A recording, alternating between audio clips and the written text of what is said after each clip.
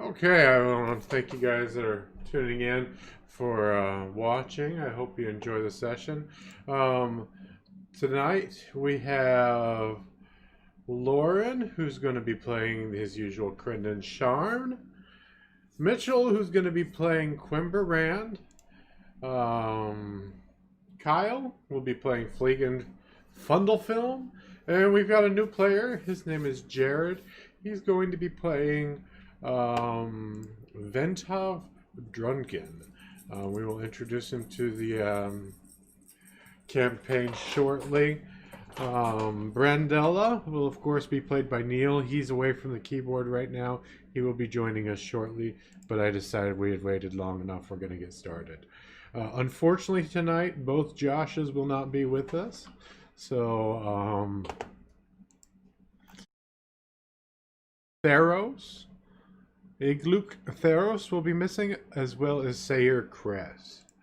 So, where we left off, you guys, as you know, you had wandered into a tunnel system and found yourselves in a giant room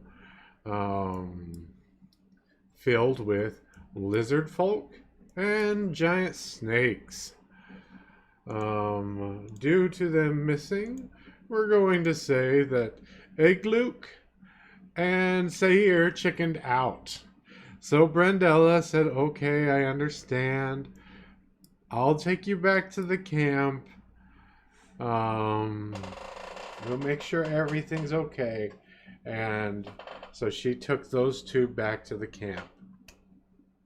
Now, she's gone for a little while, and eventually a fellow companion that you know named Ventrov comes running up, and he explains that Brandella has told him to come help you guys out because you needed help. She will be joining you momentarily. It's just she needs to make sure that those two are okay before she continues. So Ventrov, you're going to be wandering into combat. I'll go ahead and have you make a initiative roll, and I'm going to leave you out of the first round, though. Make sure your character token is selected before you make the roll. But I gotcha.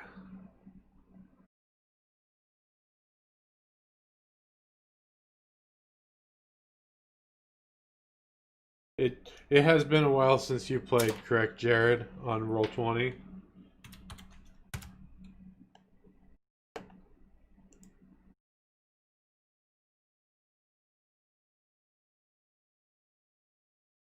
Okay, just to update.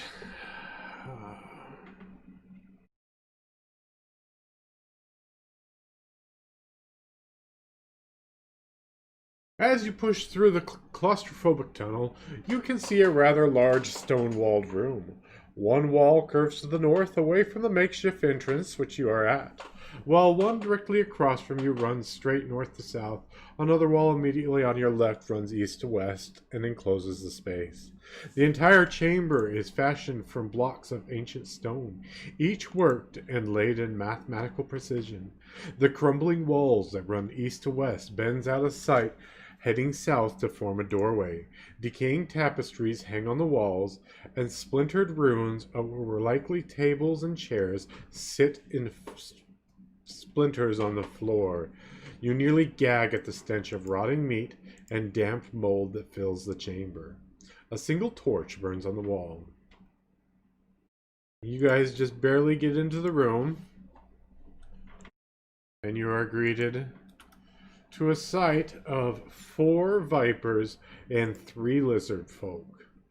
As you carefully funnel into the room, you take a curious look around. At first it appears the room is empty, but after several moments, a cluster of shapes begin to stir in the shadows.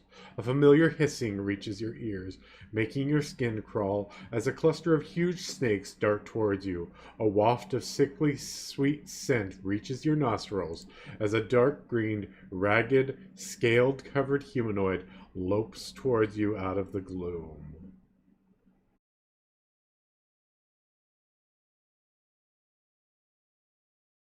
And with that, Fleegan, it will be your turn.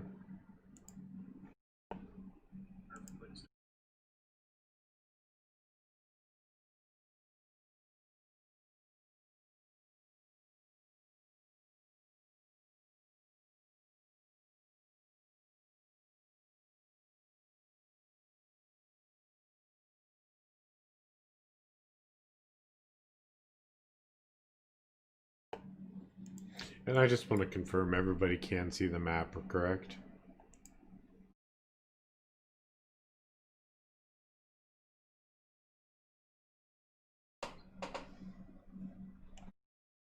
You can't click. I can move for you.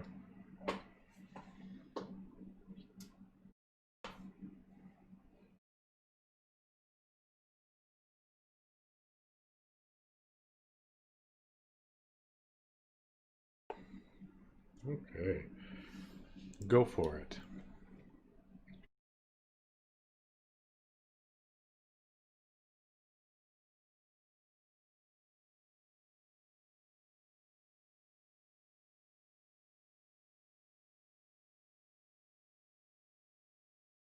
That will hit.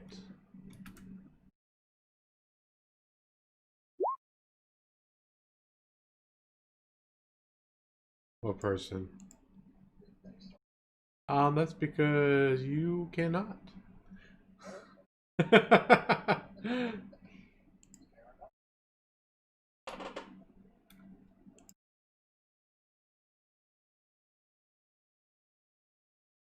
was this one here, right?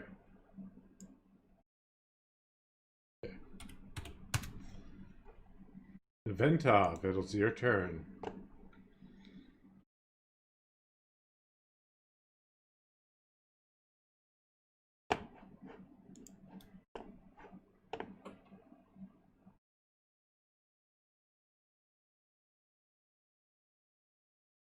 Jared, are you there? Oh, okay.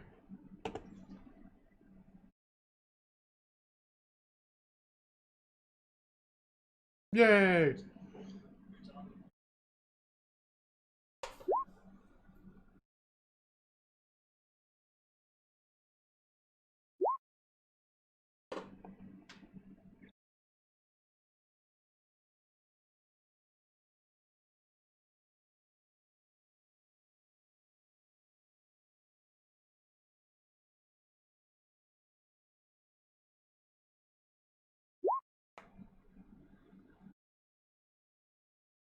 We're gonna put Ventov on hold while he fixes some things.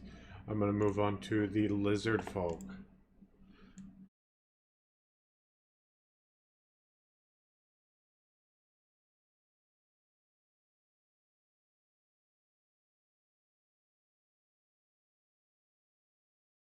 So that one will move up, and he's going to slash at you with his short sword.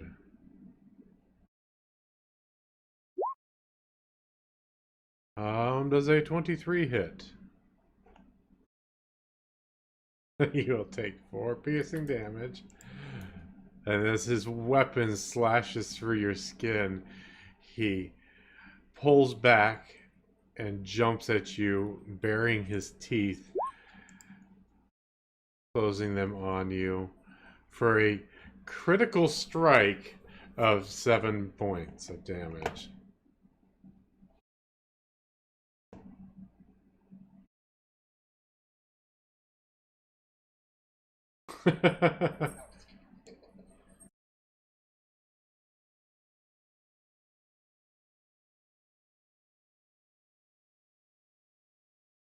You are good.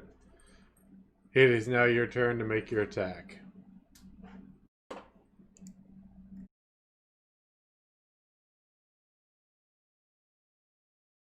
Okay.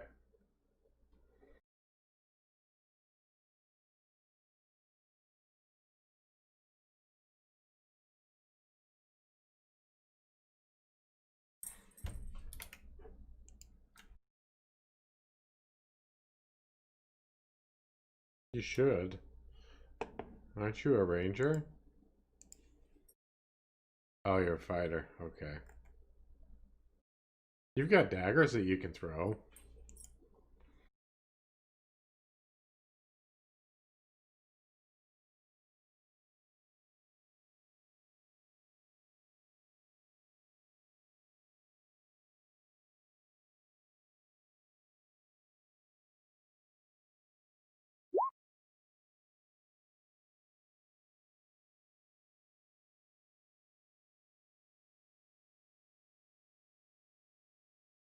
Which one were you throwing that at?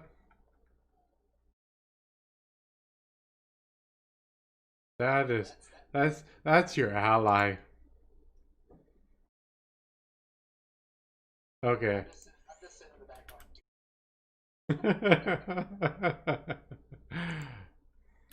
That will not hit.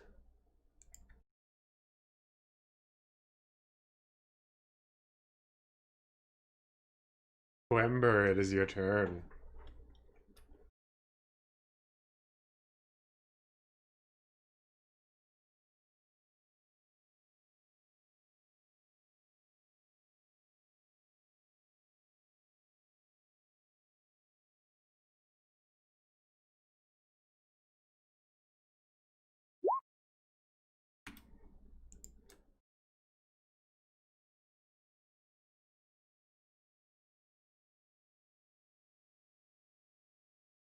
That will intimidate. Which one were you trying to do? Okay, and your goal again. Okay. It will be successful. He will pacify for 1 round.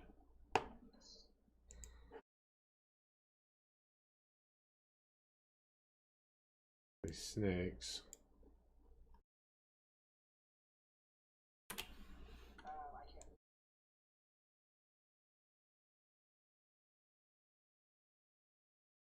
Sorry. Like there. Oh wait, that's Crendon though.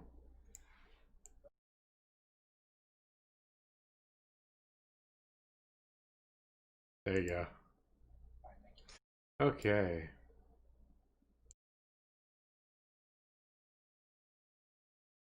So, one of these snakes is gonna bite at Ventov.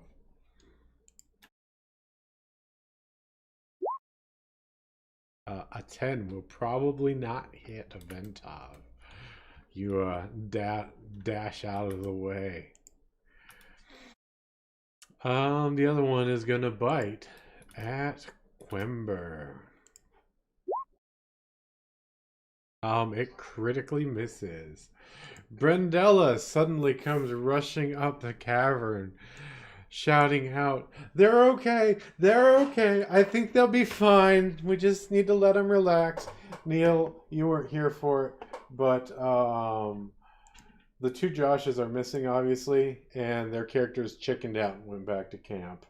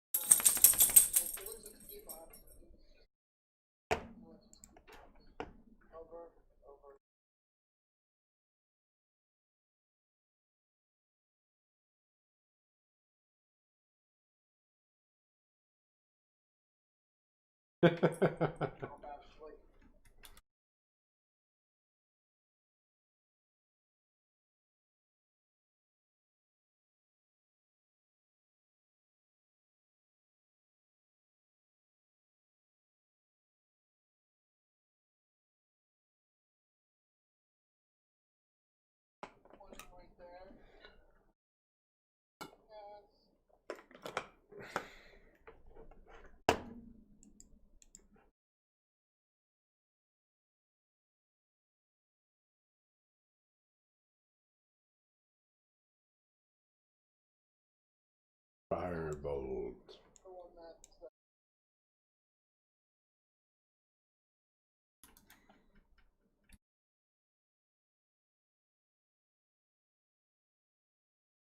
Okay, go for it. Yeah. This is my buddy Jared. He's joining us from now on. But Ventov is he has been in the camp his entire life. He is the son of the dwarf that gave you guys the drink. I can't think of his name right now. And Lena, the dwarf that runs the food. Yeah, Stoof and Lena.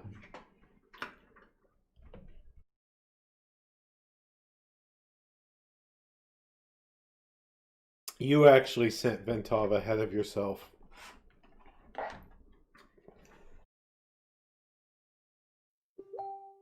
I didn't see your. Oh, there's your roll. Sorry. Which one? That lizard. Okay. Yeah, he'll die. Woo! Crendon, it is your turn.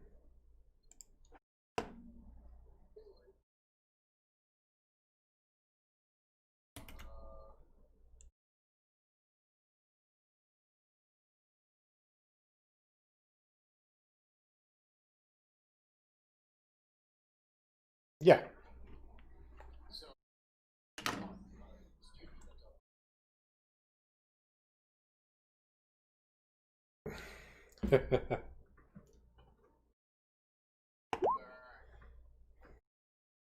Inspiration for that. I loved it.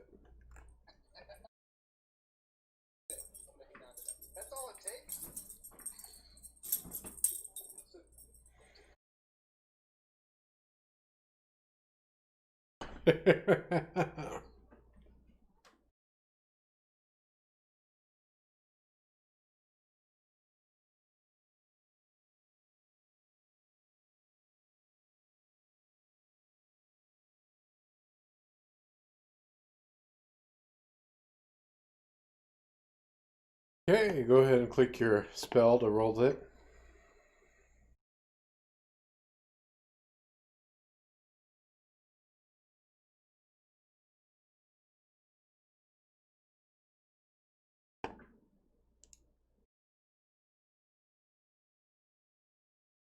Yeah.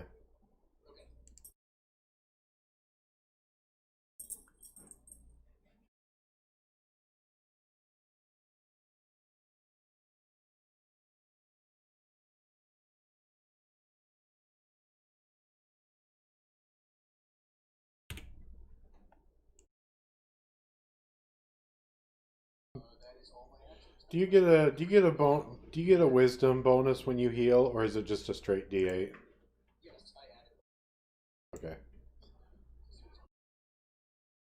I have added heal to your attack list, so you can just click that now when you heal. I guess you can go change it to cure wounds if you want. So, in a flurry of blows, Fleegan rushes up, throws a. Did you throw a dagger? I can't remember. I think you threw a dagger at that lizard. Oh, yeah. True. Now I remember daggers at the ready. It's been 2 weeks. Yeah. The enemies move in and strike ferociously at the players, really hurting Fleegan. Final firebolt burns the snake to a char, and with that we move to Fleegan.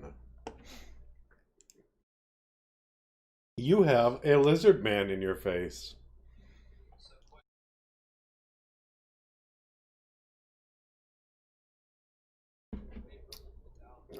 Yeah, I'll let you do so.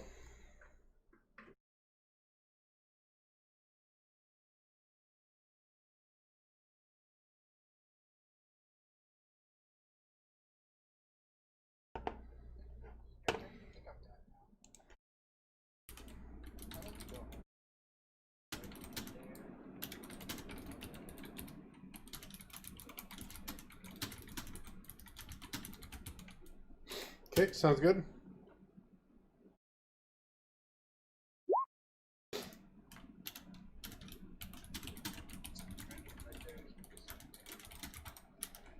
Um, he would actually need to be adjacent from you.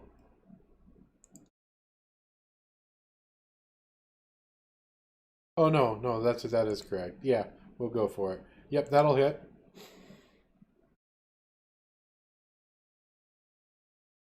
Points of piercing damage.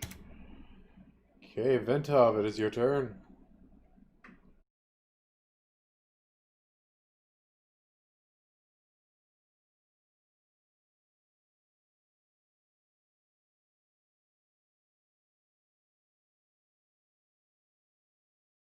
Okay,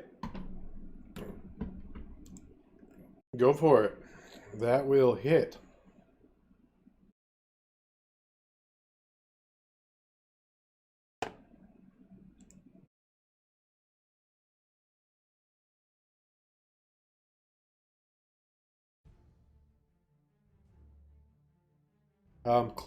Click battle axe in the chat bar, and it'll roll the damage.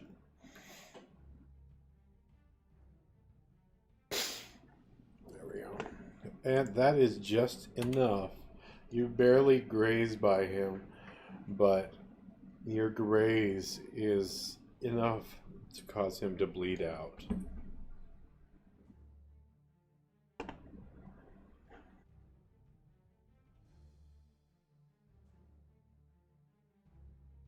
Okay. I need to delete this fight music. It really sucks. There you go. We'll do this one.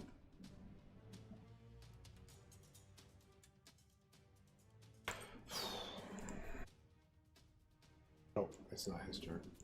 The remaining lizard folk. They're actually called Green Gimathians. He's going to swing his short sword and bite at you. His short sword is going to stab deep into your gut, and he pulls out, causing a very, very deep wound for 10 points of piercing damage. And then he bites hard on you, but how do you avoid this attack? It does not hit.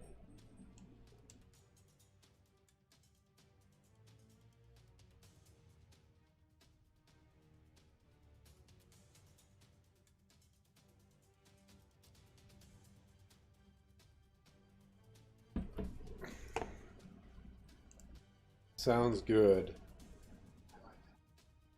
I'm going to start trying to kind of incorporate more role playing into our game system, our game playing.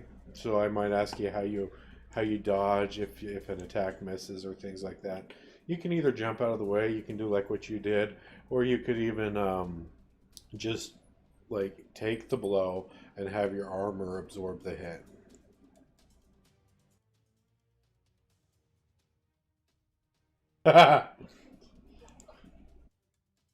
Yes, it's many words actually. It's called roll a new character. Quimber, it is your turn. Hmm? Yeah. Yes. It was a critical hit. Piercing damage.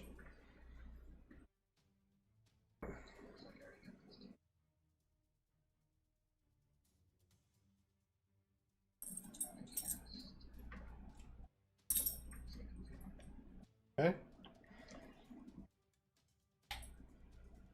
Now, does that just target one of them or both of them? Okay. He will save. Seeing this flame descending upon his head, it slithers out of the way.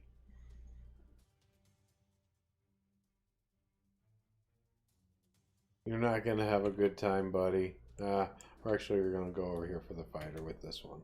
Okay, so a bite on each of you. And they are both going to miss. Brendella, it is your turn. Books.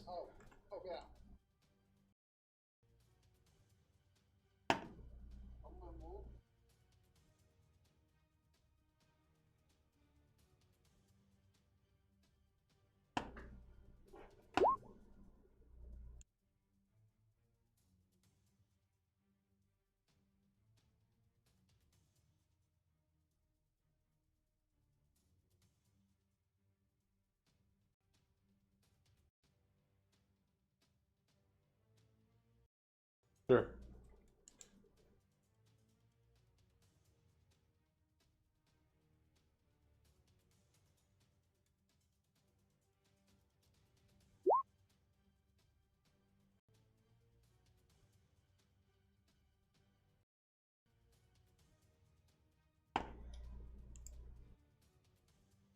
What was that against the lizard or the snake? I can't remember.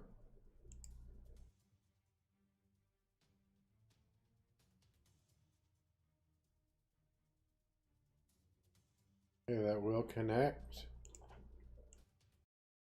Healing. A measly 2 points of damage. Brendan, it is your turn.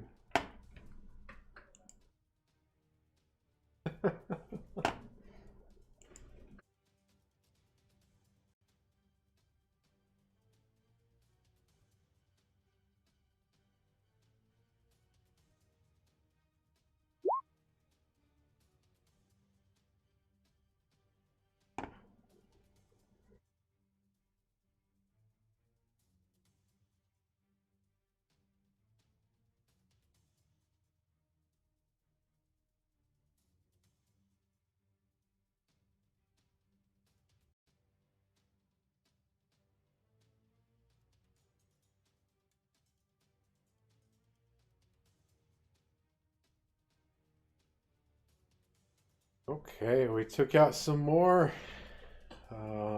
Stab from the daggers severely hurt one, combined with a slash from Ventov. And it is now Fleegan's turn.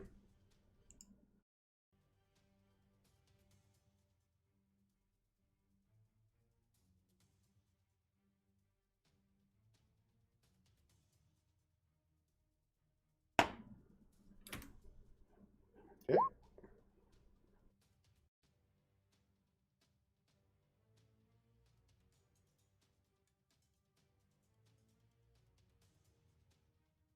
I have not told you if it hits or not, so sure.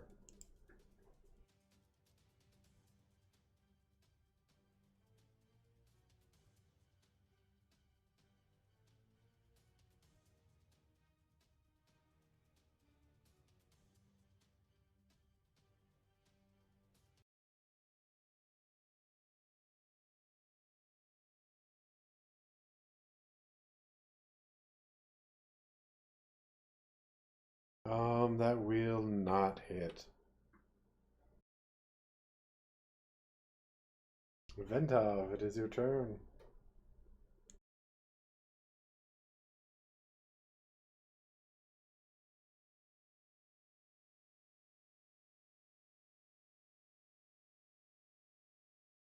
Jared? Oh, okay.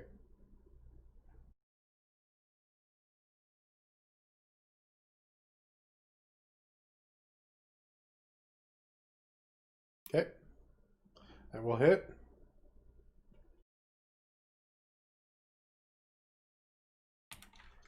You grace his leg.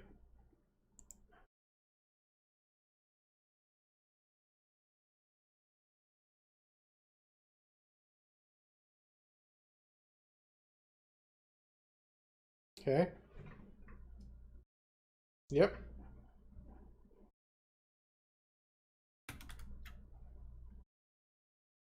Okay. That will barely hit. And once again, you just barely kill him.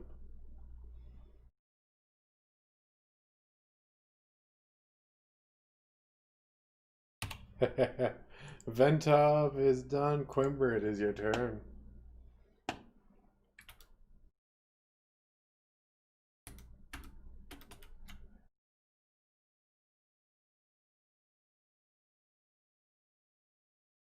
Okay.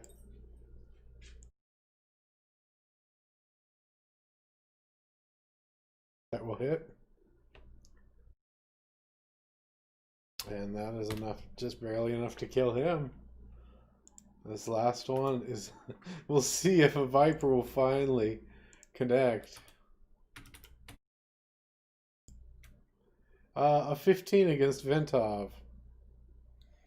Probably not. Ooh, is that your right? Is your AC right? Ventov. Ventov, you will take 1 piercing damage, and then I need a DC or a Constitution saving throw And this is versus poison.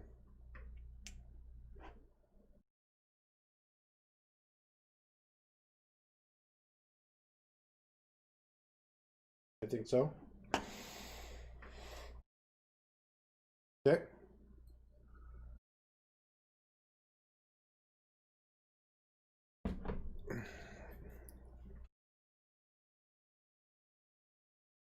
Yep. And you pass. You take 1 point of piercing damage. Brandella, it is your turn. Put your book down.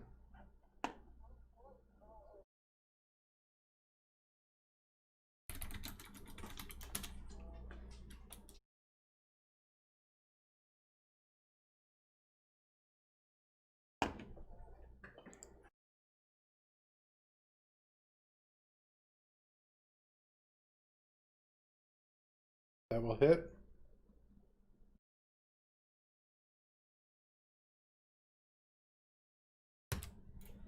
And Crendon.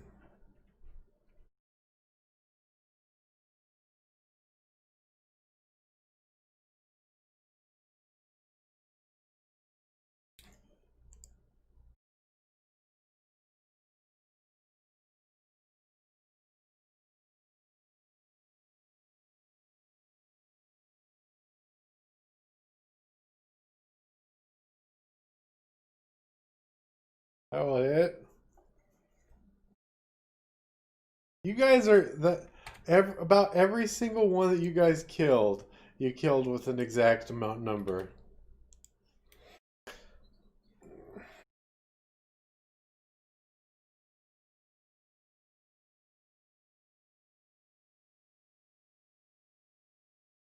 So that is the end of the combat.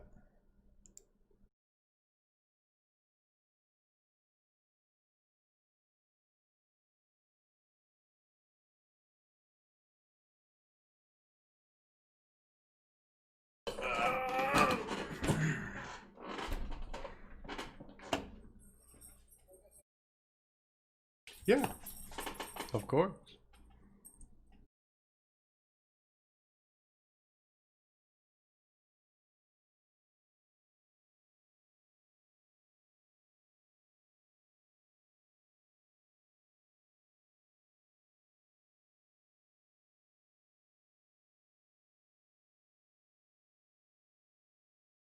Okay.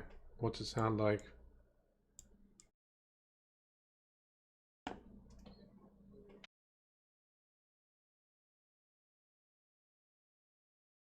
No, I mean, I want to hear you sing it.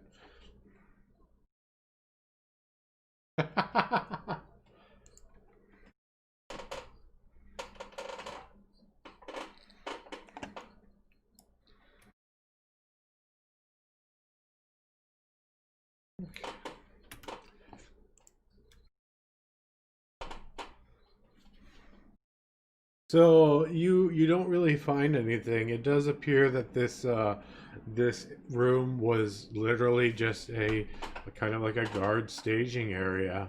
There's not much of use. However,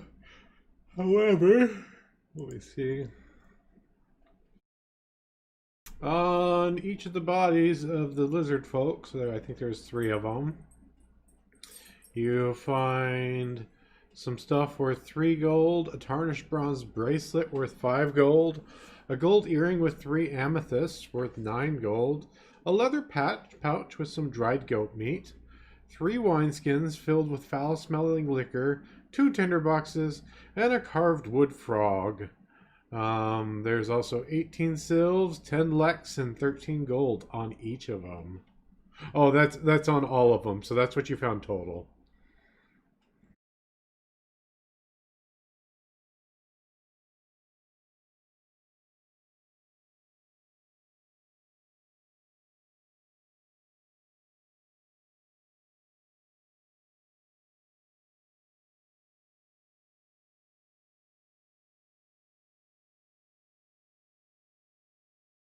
Can I have everybody make an intelligence saving throw?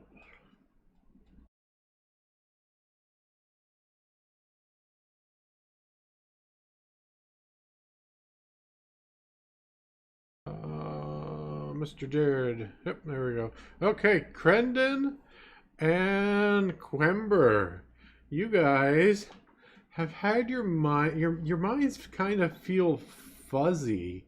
You're not really sure why, but basically for 10 minutes, you're gonna have disadvantage on all initiative rolls.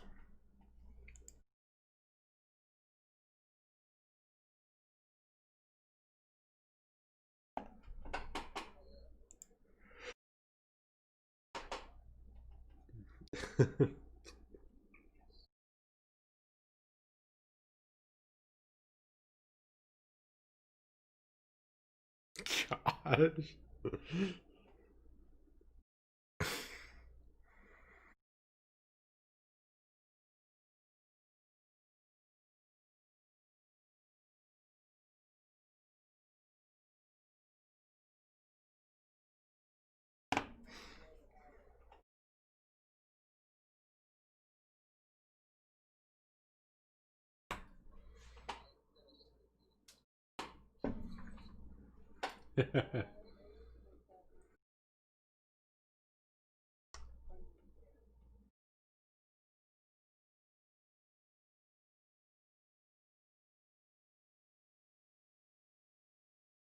Yes, it is a wooden frog.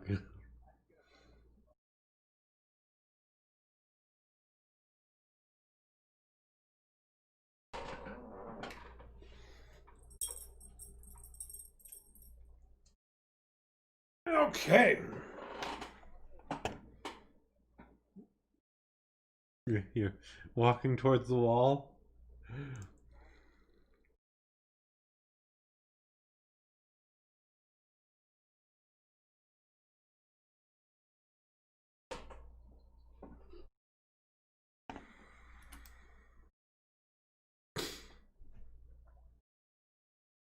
It is dried. Exactly.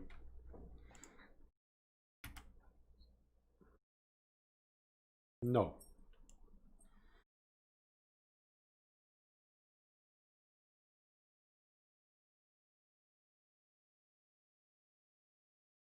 Hi.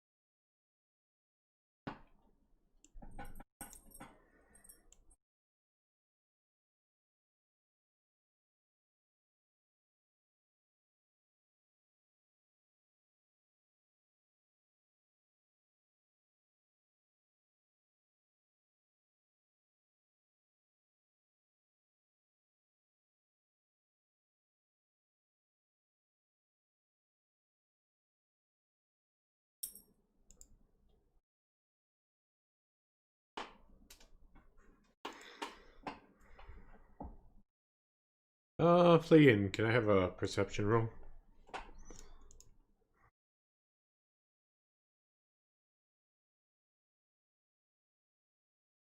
Okay. Ventov, could I also have a perception roll?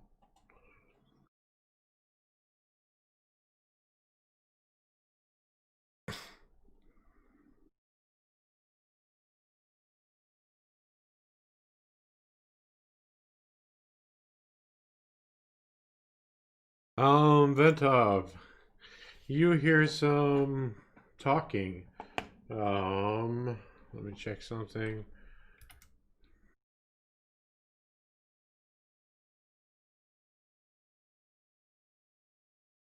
Oh man, I'm so tired. You really can't make out what it is. Like you just hear, you can tell that it's something talking. It's something making noises. There's definitely two of them coming from the the hallway that's beyond the door to the left.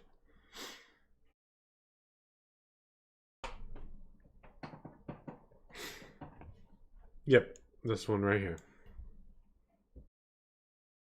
Um, It sounds like the same language that the things that you just killed were talking.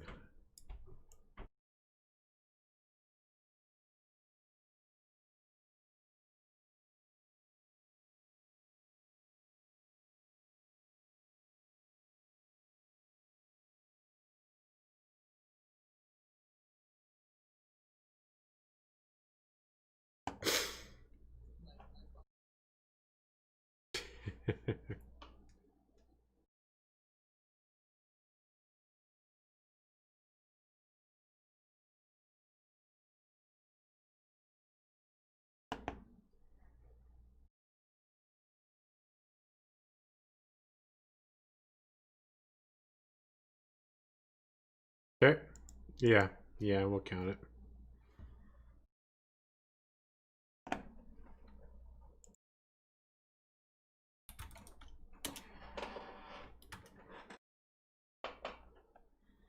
Okay. Go ahead and move wherever you want to move.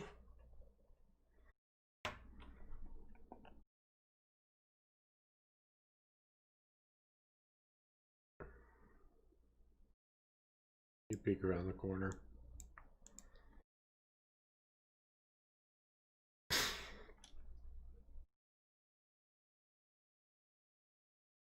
Hmm? Probably not. Oh, do you remember this from when we played this in person, Jared?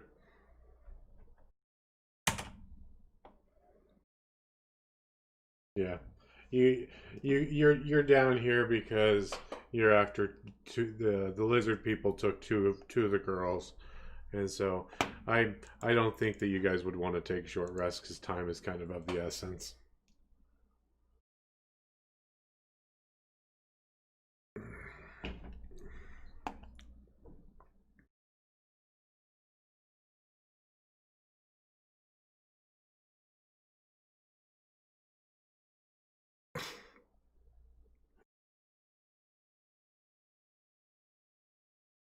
Okay?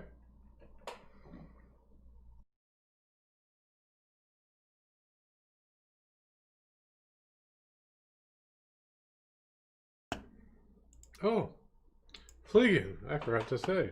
As you enter the doorway in the east wall, you come into a short hallway heading south. Near the end of the hallway are two doors, one to the east and one to the west. Smaller tapestries are hung along both sides of the corridor. A dilapidated carpet is full of holes and has been stained by noxious brown blood and other foul fluids. Runs the length of the hall. The stains are matched by bloody streaks on the stone floor, which appears to lead through both doors. The smell of death is strong. And I need you to make an intelligence roll.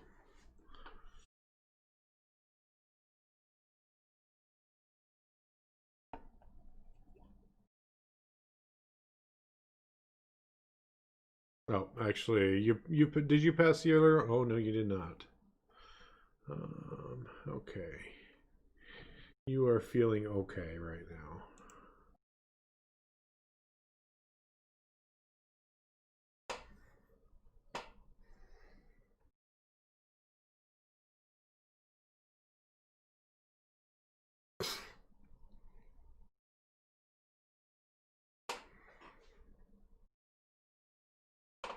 Okay. I'll need a stealth check.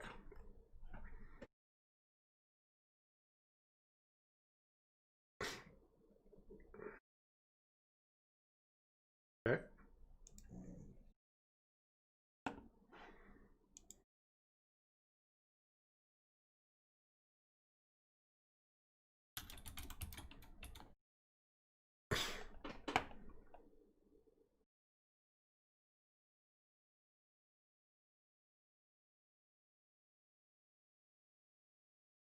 Okay. Bear with me for 1 second.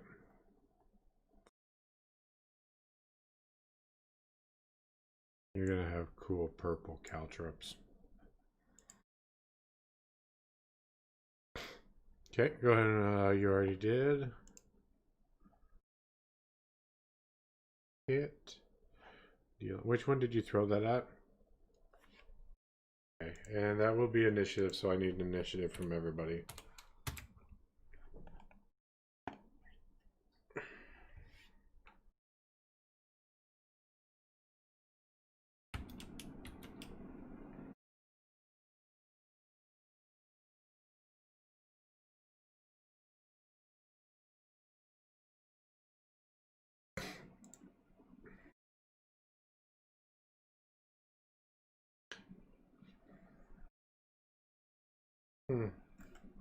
You did it right.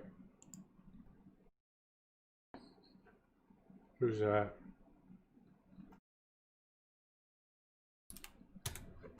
Thank you. Oh no, you don't have that anymore. It's probably been more than 10 minutes.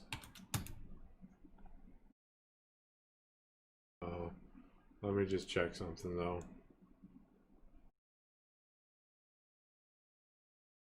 You'd be okay. Just barely.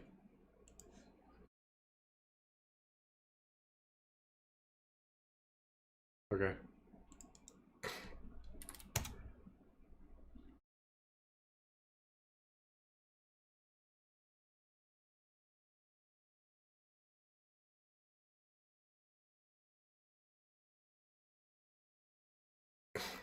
Fleeing, you get another turn.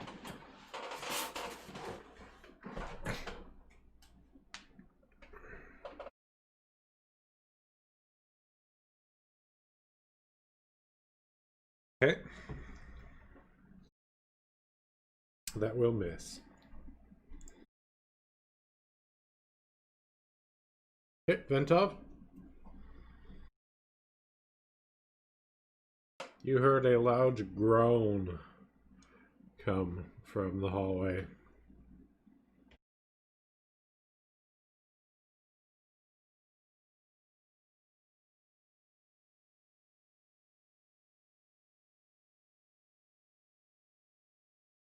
Do you have dark vision?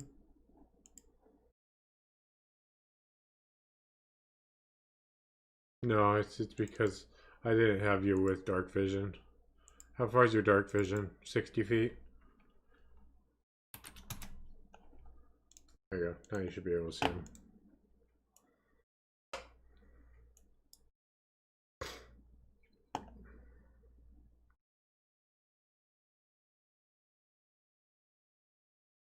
The one on the left appears to be injured. Okay. That will hit.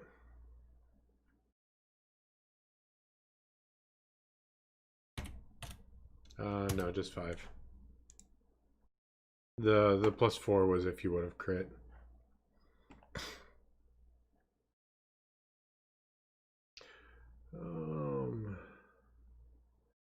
This one is gonna run up and attack you.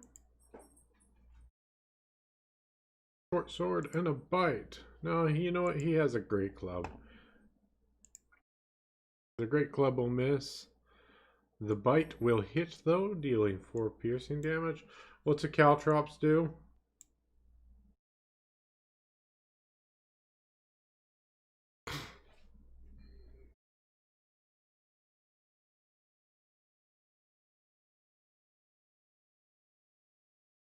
He critically succeeded.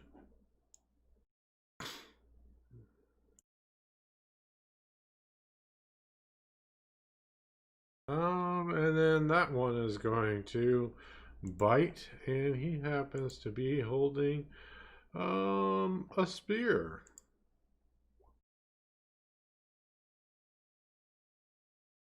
And you're going to take a total of 10 points of damage.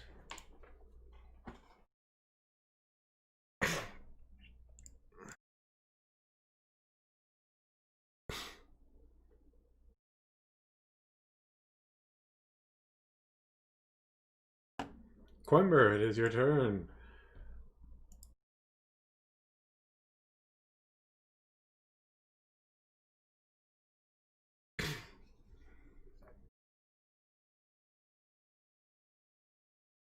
I'm not dead yet.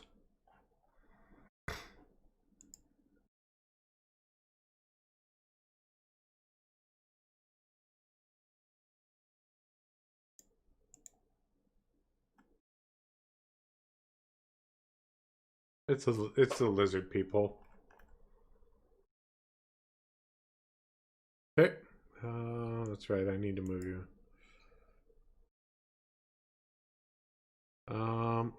What did I do? Where'd you go? There we go. Make a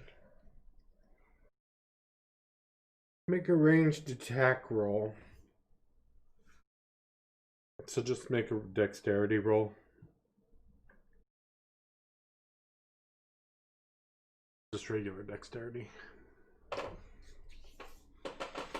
That will not hit, unfortunately. It lands on his face, and he's just kind of looks at you and does not like that. Brendan, it is your turn.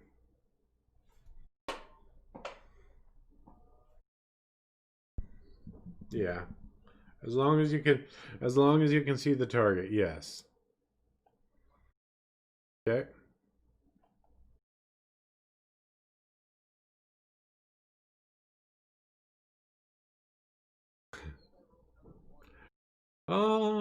Man, I don't personally do critical fails on attacks.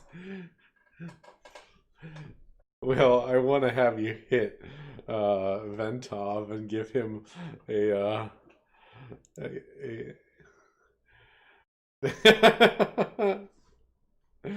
Brendella, it is your turn.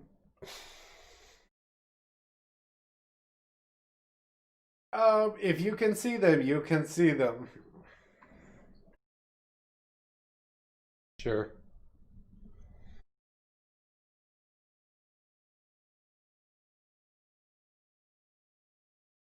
Okay. Can you see them? Okay.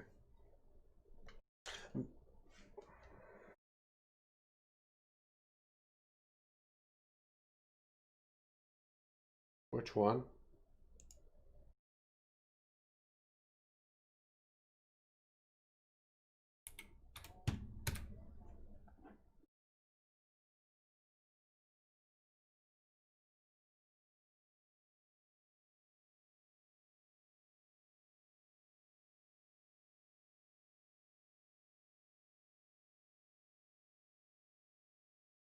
Yep. It's set up so that you can send the missiles to different targets. So you can roll 2 more times.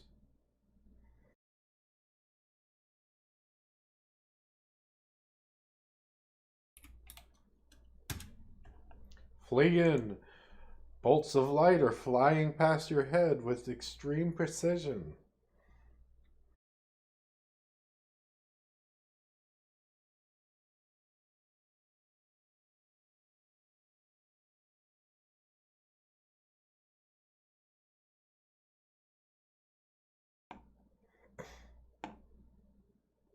Okay.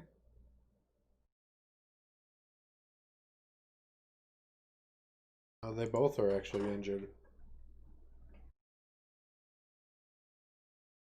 I'll hit. Which one was it? The left or the right one? I missed it. Okay. Ventov, make your death saving throw. If you click death saving throw, death roll, something like that, it'll roll it. You have a success. Quember, this guy did not like you spitting in his face.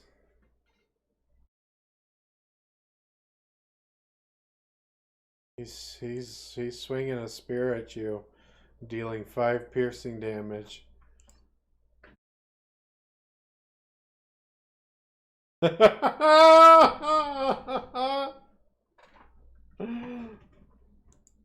And then it is your turn, Quimber.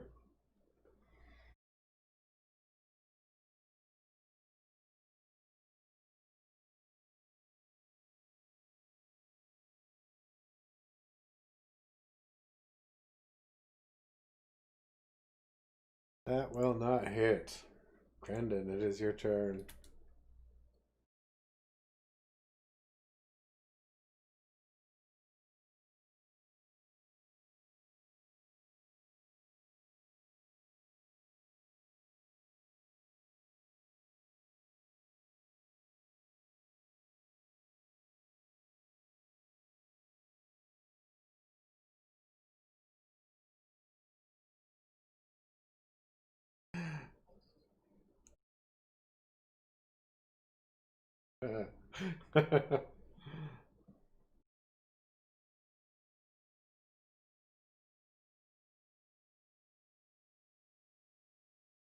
I just I just posted a thing on the Gooey Den of Masters that was like this guy walking away from an explosion, and it says when you roll 3 nat 20s in a single session, and then underneath of it it says when you but roll 4 nat 1s in the same session, and like all his clothes are burnt off in the back.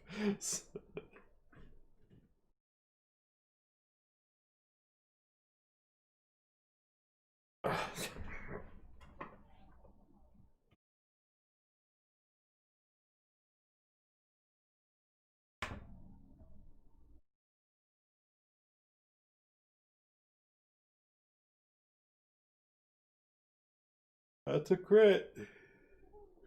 Deals a shit ton of damage. That's a lot of overkill.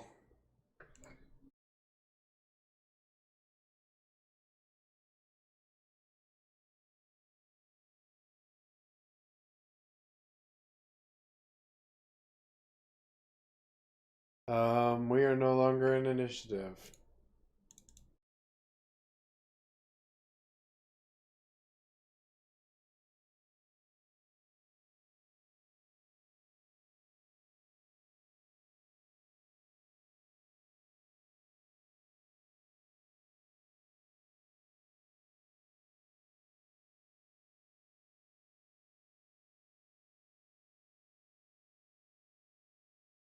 Crendon, would you please make a dexterity savings throw?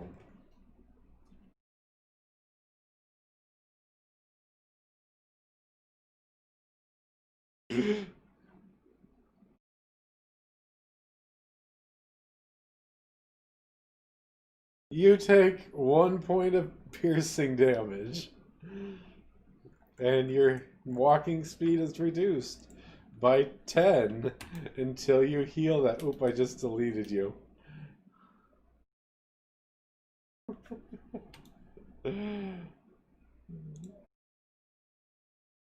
It's very dark down here. Okay, I've accounted for that in your vision. How far is light?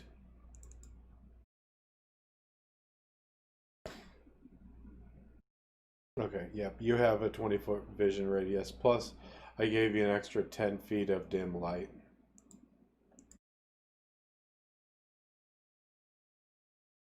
So let's heal up. There we go. Ventov. How much did Ventov heal for?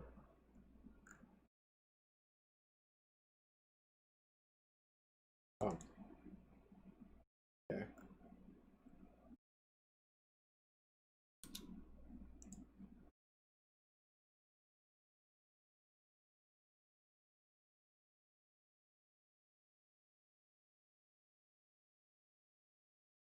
So, there are 2 doors to the south. One goes to the east and one goes to the west.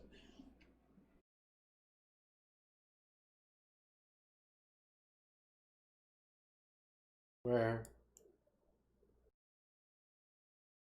Oh, ignore him.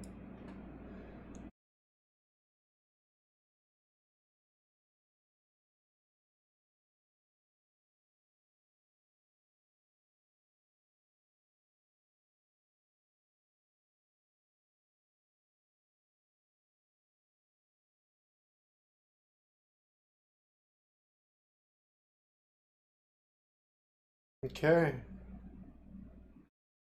Move where you're moving.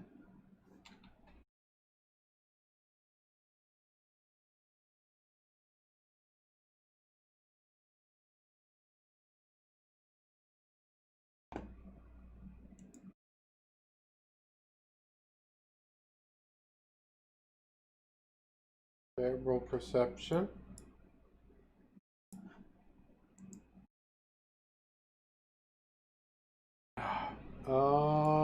You hear noises coming from the west door? And noises coming from the east door.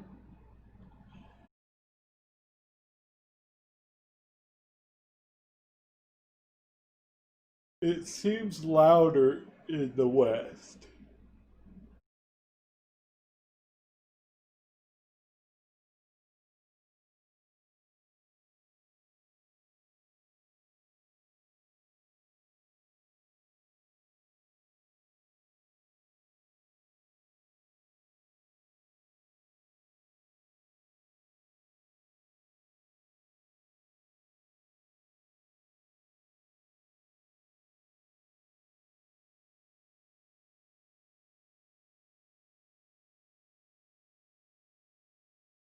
Okay. May I have a stealth roll?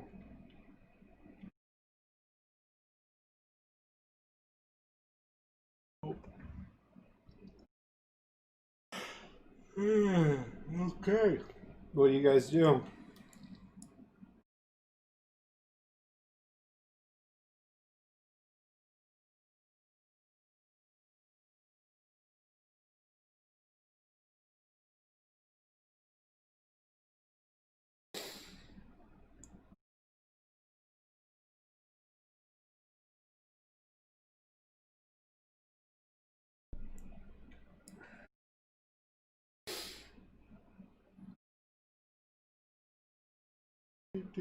Gotcha.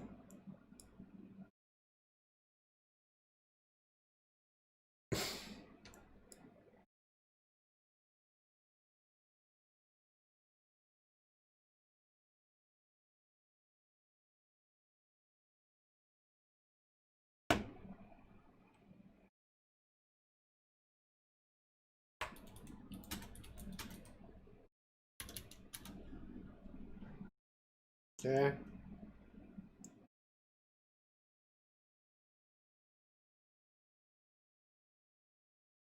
Just a second.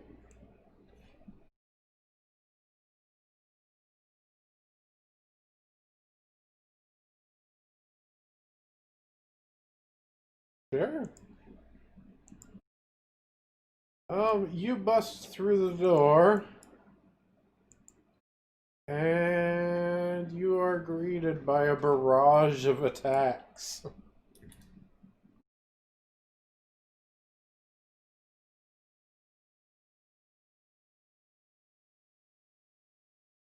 Yeah. I think your armor class is messed up.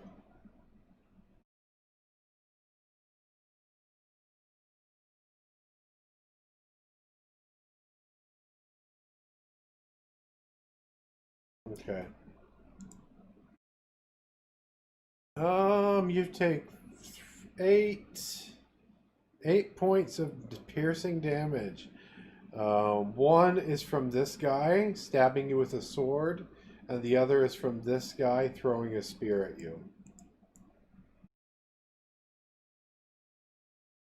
And that will be initiative.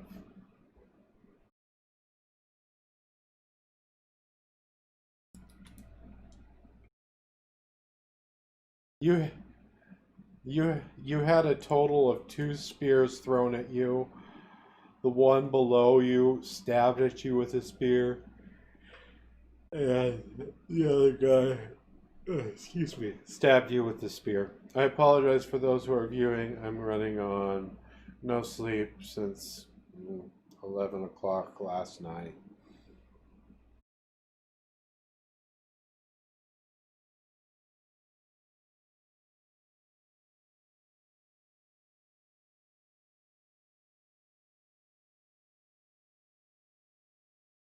Looks like we need to take a small break. Do you want to take an intermission? Let's take an intermission here.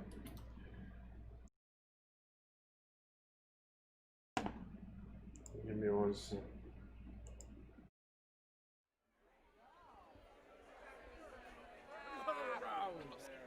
Singing girl! Singing girl! Sit down, blokes, and I'll tell you a tale. There were an old troll named Myron. He was a silly old troll, it's true. He lived down under Folly's Bridge, would take a toll or two. He were a nasty cusser, with a big old woody nose. When he would pick a boogie, he'd wipe it on his clothes. So Myron, Myron, Myron the ugly troll. His face looks like a pile of puke, he smells like a bungaroo. When he comes a-calling, you better pay the price, or he'll put you in his boiling pot and eat you by the slice. When folk would come a-riding down to the riverside and try to cross O'Falley's bridge, that troll would come beside. He'd ask 'em for a gold or two, and if they didn't give, he'd take 'em down beneath the bridge and stick 'em with a shiv. Everybody! Myron, Myron, Myron the ugly troll. His face looks like a pile of puke, he smells like a bungaroo. When he comes a-calling, you better pay the price, or he'll put you in his boiling pot and eat you by the slice. Now Myron were a hungry troll, his teeth were big and green. He'd eat 3 men in just one day, and your granny in between. You didn't want to cross him, that'd put you in a spot. He'd take you down beneath the bridge and cook you in his pot. Sing it, boys! Myron, Myron, Myron the ugly troll. His face looks like a pile of puke, he smells like a bungaroo. When he comes a-calling, you better pay the price, or he'll put you in his boiling pot and eat you by the slice. Now down to Folly's Bridge one day came a maid named Sayal. She were a ranger from the west on her way to Pronto. Oh, Myron come upon her, said pay or she'd be dead. So Sayal pulled out her sword and cut off Myron's head. You know the words. Myron, Myron, Myron the ugly troll. He learned his lesson, yes he did, from the ranger Sayal. Now when folk come down to the bridge, so afraid to shake their bones, they see old Myron's ugly head stuck on the cornerstone.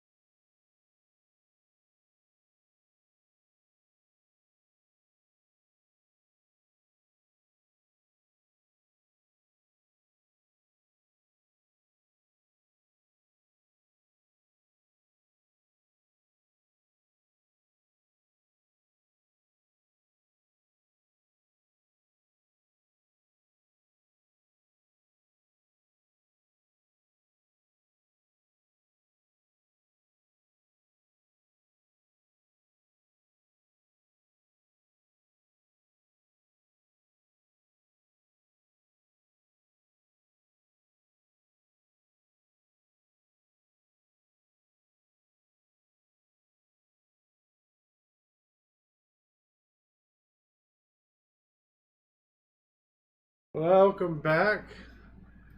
Well, I went back to the map, but you guys were lucky that I didn't click the microphones on immediately. You missed a wonderful, like, Rick Sanchez burp from one of our players. Okay, we left off with Brendella. Did I? Is it your turn? Or did we just? Yeah, I think it's your turn. Oh wait, I haven't sorted it. That's what's wrong. It's not your turn. It's Quember's turn.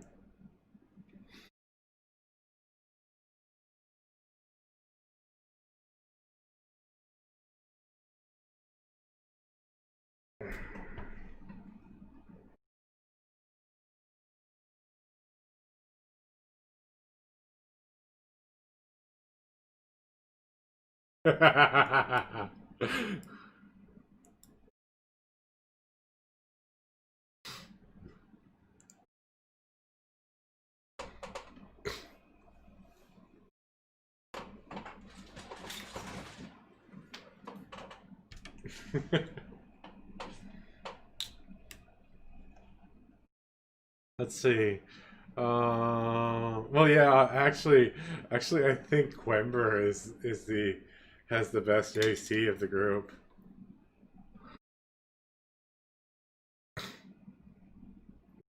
He's a cleric. He's a cleric.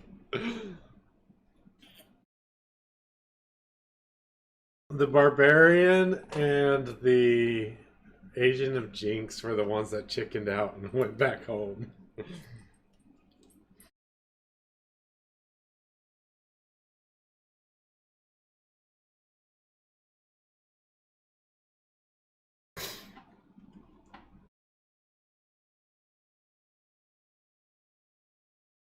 Stabby stabby rogue. He's a cleric.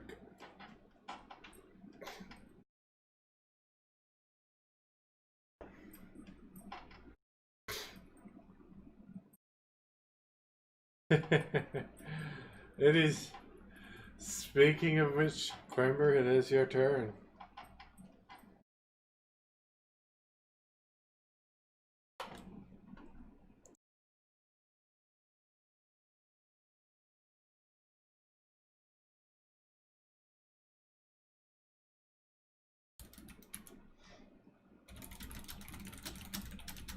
Okay.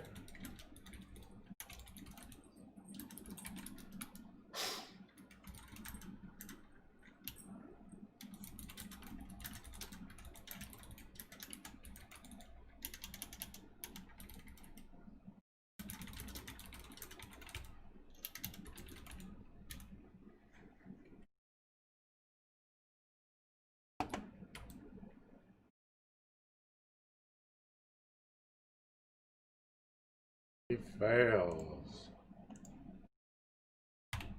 Dying. Yeah.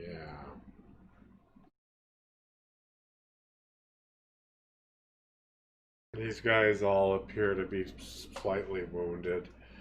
I never read you guys the room description.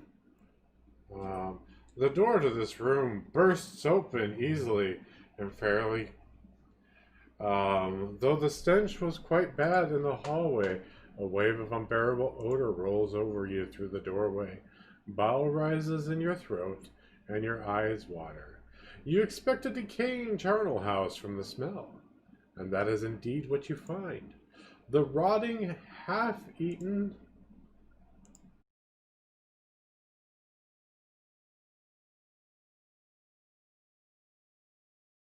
The rotting, half-eaten carcass of livestock, as well as a few humans have been mangled beyond recognition, are scattered across the floor.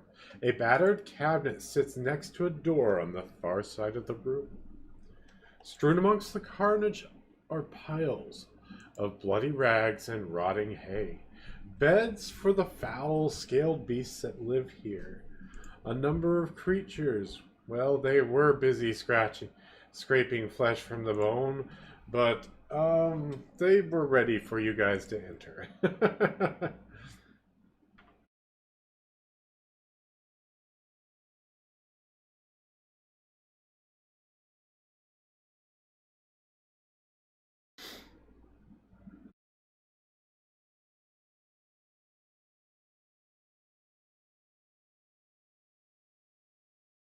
Where am I at on my turn? Quimber, you took a turn. It is their turn. This guy gonna rush up as he pulls out his great club. This one will move here, and that other one's gonna stab again. Great club. Stab. The great club misses. And you go down again, being stabbed by the spear.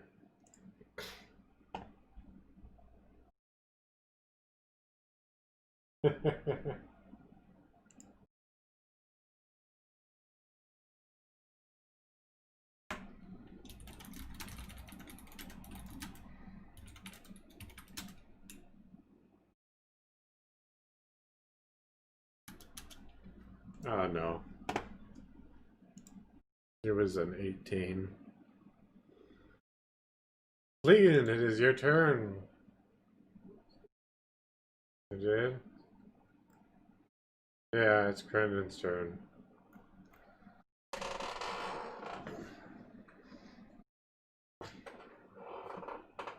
Yep.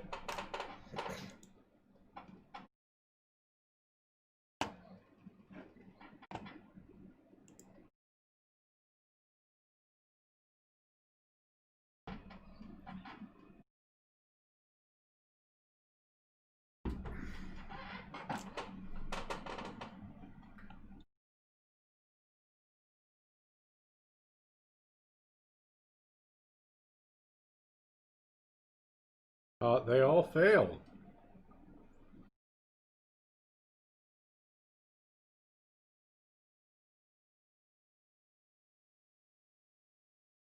Yeah.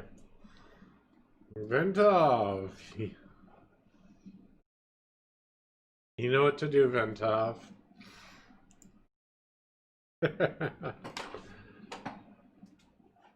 Yeah, I did. Fleegan, it's your turn.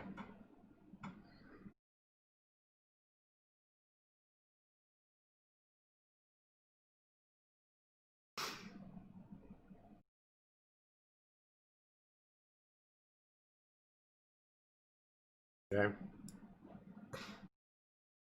That'll hit.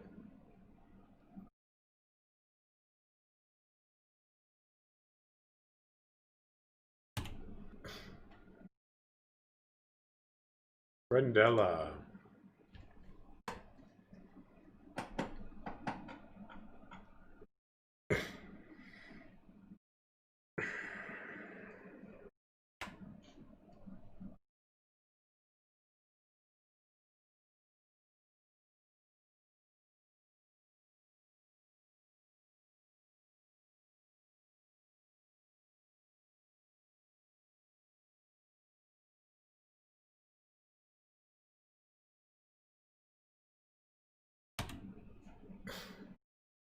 Quimber.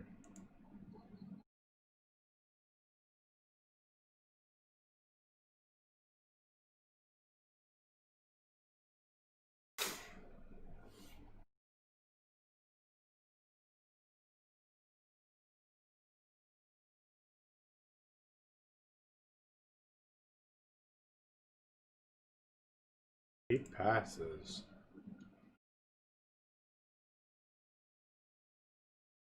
He swings at Ventov. Missing. No, he hits. He hits. Yes. He is determined to kill you. Single failure. Brendan, it is your turn.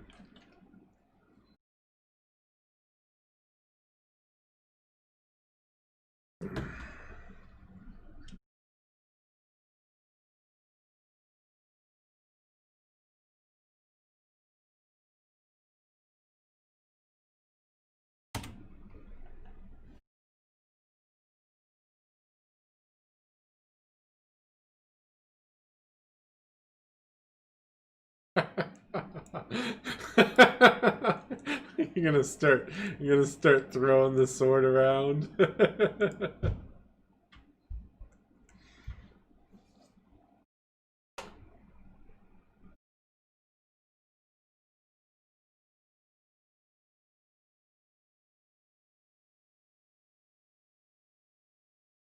There you are.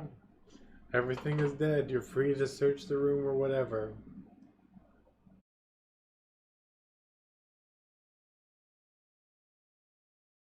The cabinet? On the side of the cabinet, you find a key.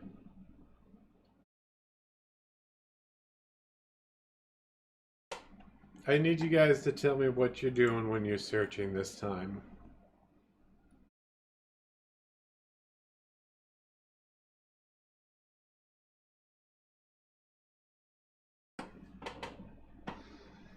You find... No.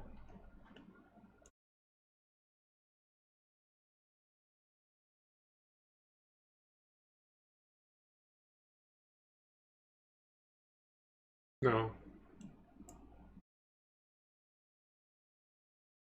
I mean, he really needs some healing. He is technically still dying.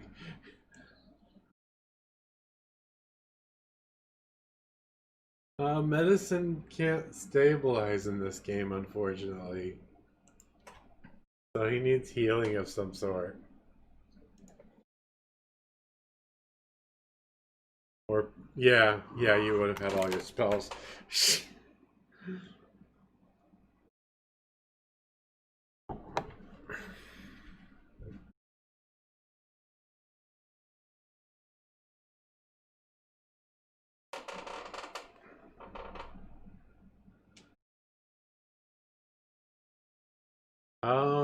Okay, somebody was searching the bodies. Inside of the bodies, you managed to find a very familiar sword.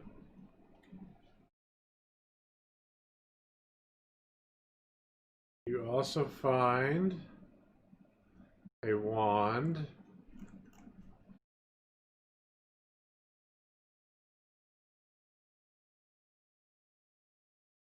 And... okay.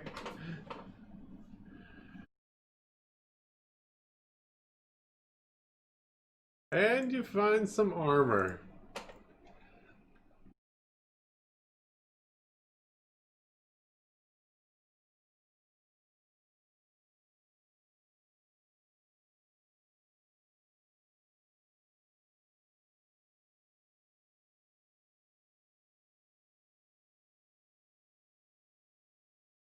Hmm?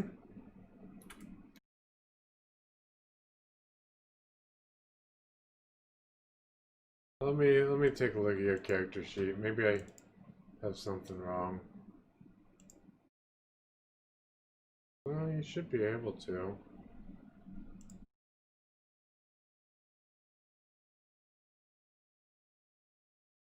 So let's see here.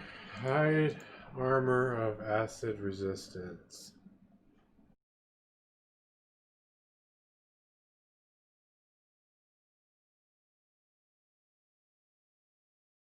Armor class is 12 plus dexterity modifier, so it's actually going to lower your armor class to 14 if you put it on. But you will have resistance to acid damage while you wear this armor.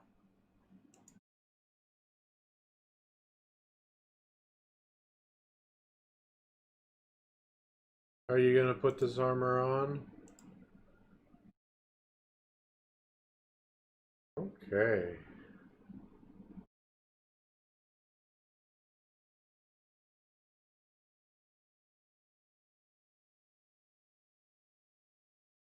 I need you to lower your charisma score by 11.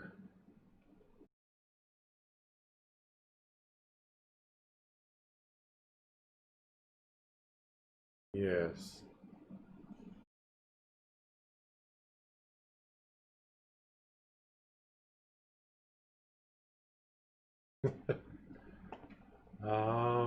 Possibly.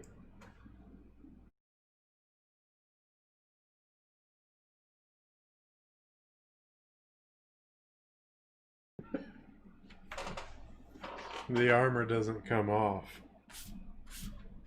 No, I'm kidding. I'm kidding.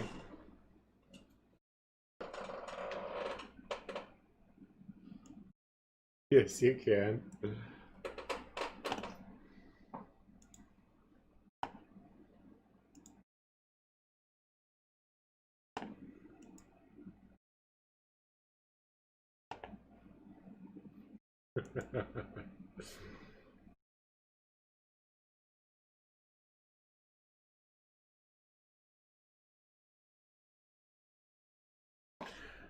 I should say that this armor was extremely dirty and very, very, very smelly.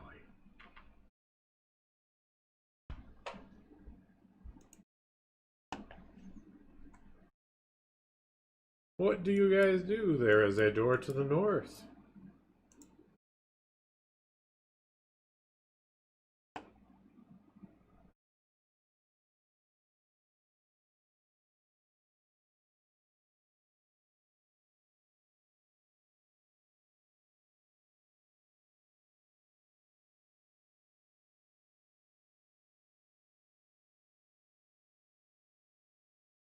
You hear some sniffling coming from this room.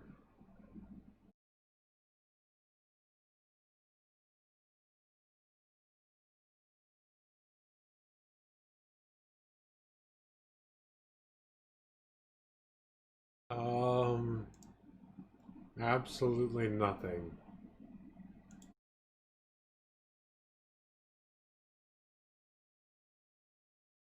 I think that with that roll, your character will just open the door.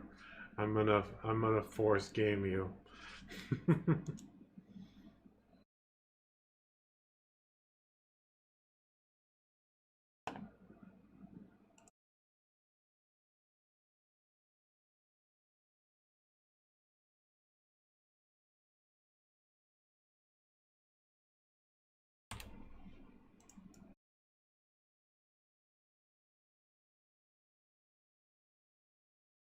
Oh wait, this is wrong room. This is wrong room.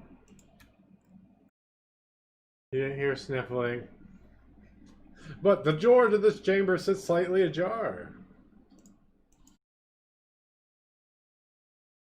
That's what you guys see.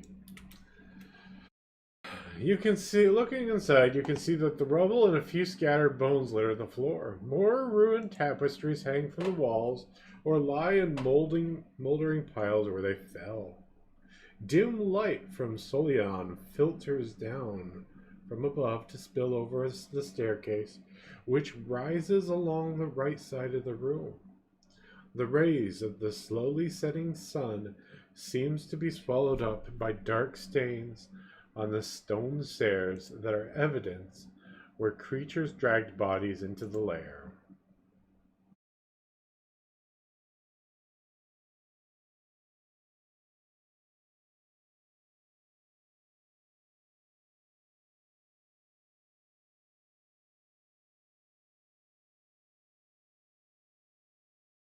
Um, you do not. But Brendella, you feel dread.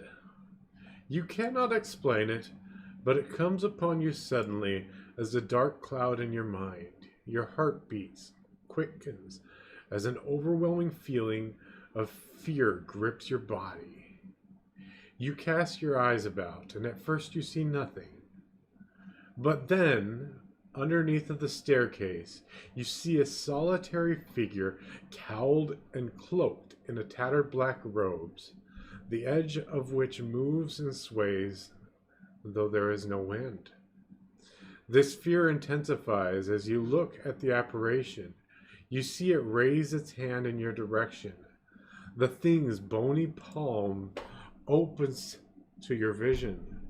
Suddenly, it begins to close its grip, And just as suddenly as you feel a squeezing in your chest, as if the terrible figure is squeezing your heart, the pain intensifies and you are rooted in place with fear. I would like a Constitution save.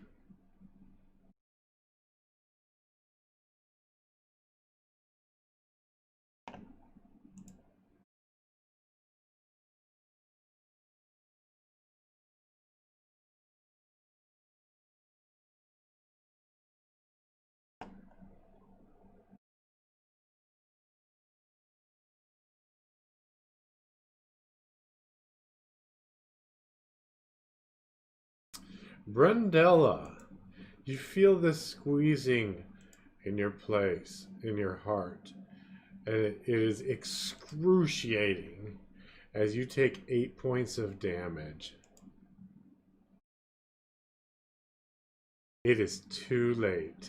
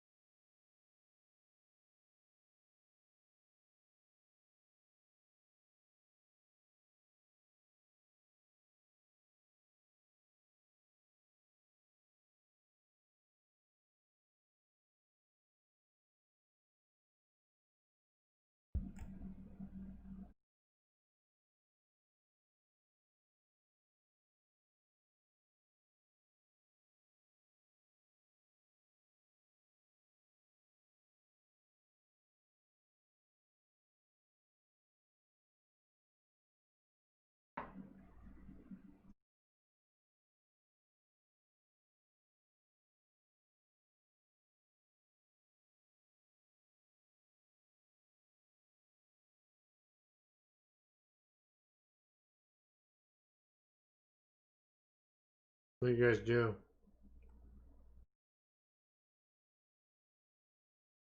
No, only Brendella sees it.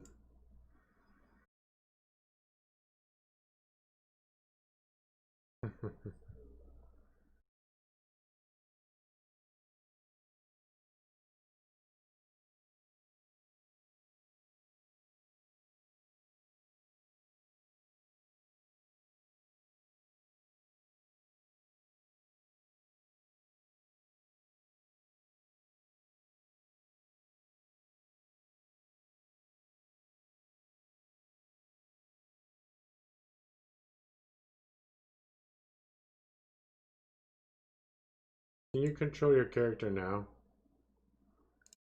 No, Jared. That's weird. No, I did. There's really nothing in this room.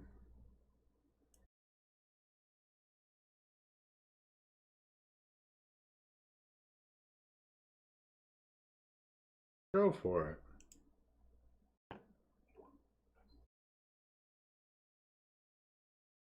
Apparently. Brendella has not been. Her nose is literally stuffed in a book. Yeah. I hear nothing. I'm going in.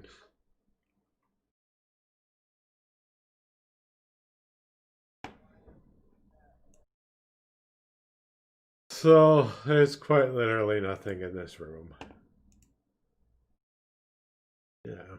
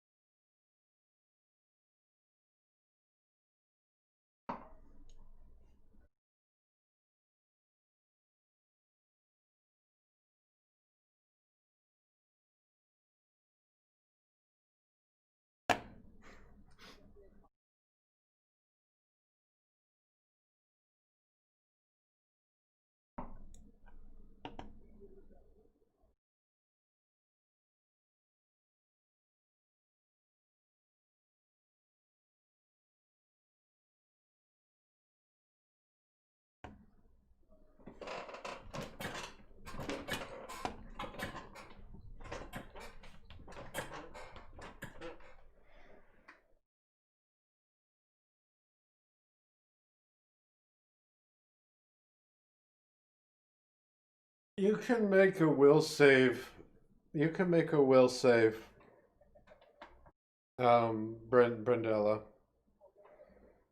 Yeah, wisdom. Wisdom. Yeah.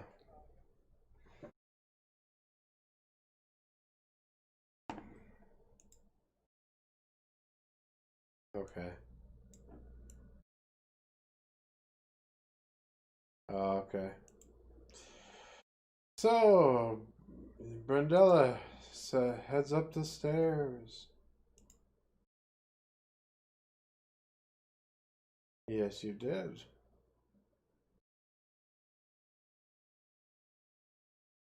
It's a key.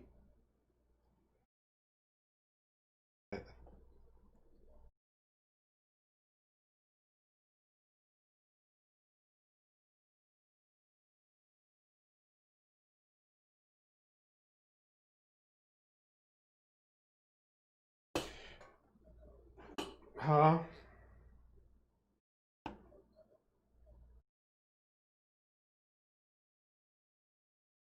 Oh, should be.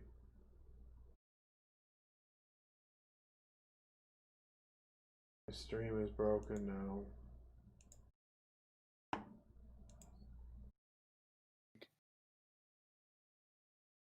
I'm sorry. Is too big. There we go. Got it Started fixed. something. Man, you guys missed some really good role playing. Let's rewind. Point on the doll where it touched you. I really want that frog. I think the frog is what's causing your visions. I steal the frog. Fine, take the frog. Thank you for that, Neil. You are relieved to breathe fresh air again. Even in the short time you spent below, you could feel a malice building in your lungs. Beyond this, the foul smell of the lizard-like creatures nearly overpowered you more than once.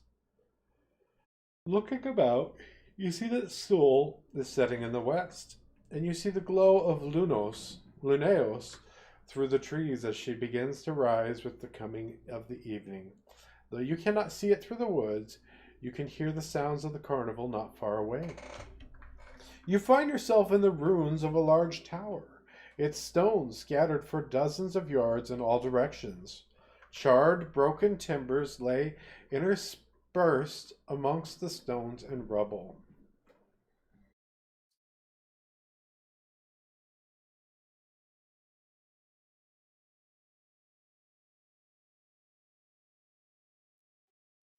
What do you do? So I guess we're gonna work our way back towards the carnival. Okay. Well, why would we do that when we gotta save 2 kids? Still Yeah, got right? things to do. Then I guess we could be done.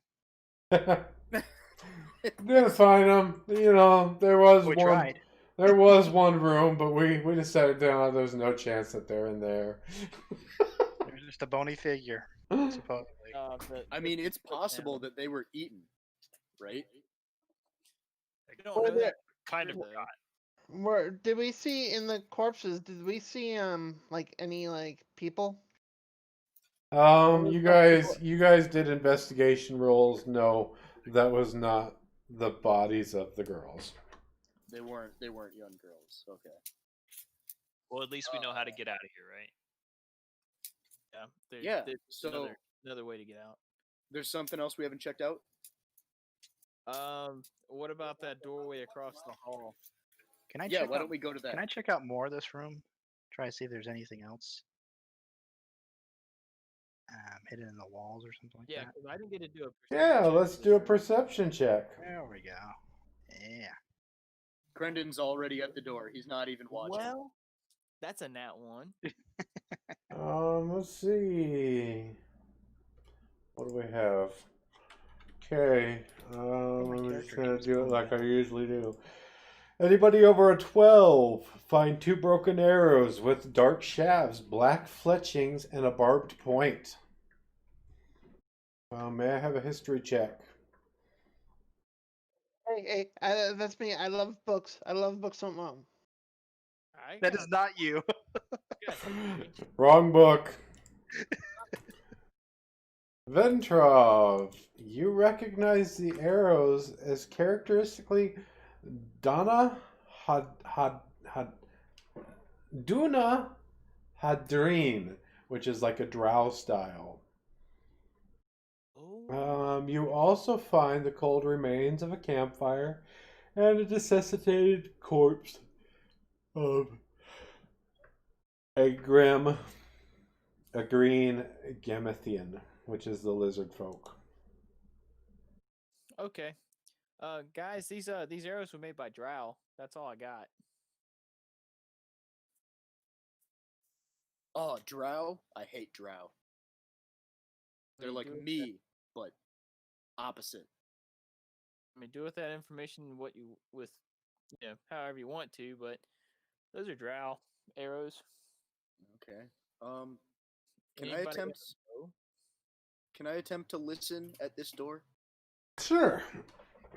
I'll have a perception check. Yeah. You hear chanting. In what language? You don't know. I mean, do I recognize the language? No. Well, I mean, it's the same language as Okay. what you've been hearing these lizard people speaking. I turned to Brendel. I'm like, man, wouldn't it be really awesome if we could understand what they were saying? Yeah, it would be. I can't wait till they teach us how to do that. Yeah. Can I do a religion check to see if there's any symbols that relate to deity? You haven't seen any. All the tattered remains are undecipherable. All right, I opened the door. You cannot. It is locked. Oh, wait. You have a key. As I There you look go. right Knows in the the key to eyes the heart. and pull out my key. I'm not sure that's the right key though. Is there a keyhole? What? It's a giant cube. No. That's not just a cube. That's a gelatinous cube. That's a gooey cube. I like those. Like, at all. Don't like them. Throw a dagger at it. No thanks. I'll just lose the dagger. It is totally a gooey cube. It is a gooey cube. That's true. Anybody got any fire? You feel a click as the mechanism within the door turns and quietly opens. The room beyond is strangely devoid of the rotting tapestries and crumbling furniture you've seen elsewhere in the structure. Looking close, it even appears as if the stone floor and walls have been swept and scrubbed clean. Immediately to your right, you see a rickety closed door, which just beyond it is a staircase that appears to lead down and out of sight. In the middle of the room, you see two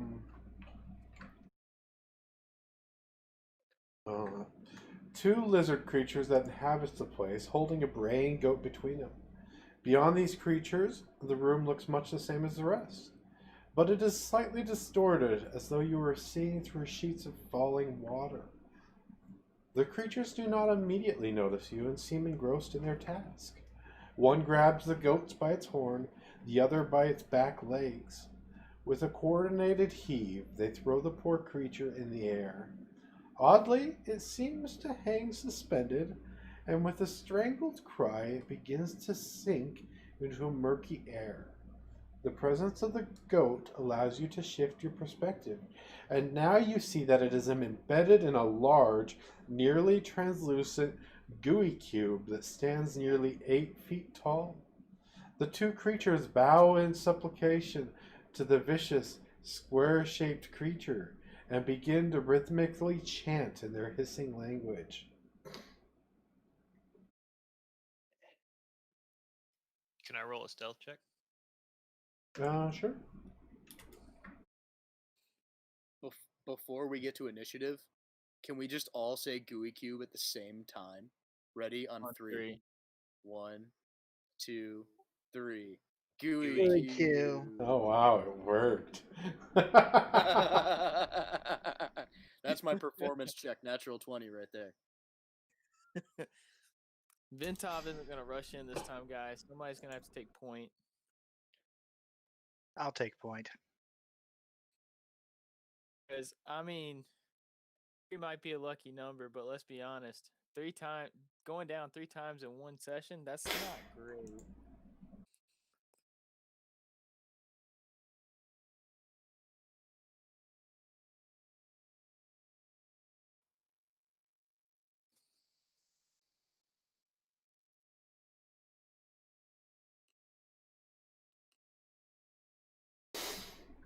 Oof. Wow. We know who's going first. Oh, fuck me. Doesn't mean you have to lead. Yeah. Ventov, it is your turn. Slap us on the butt and tell us good job.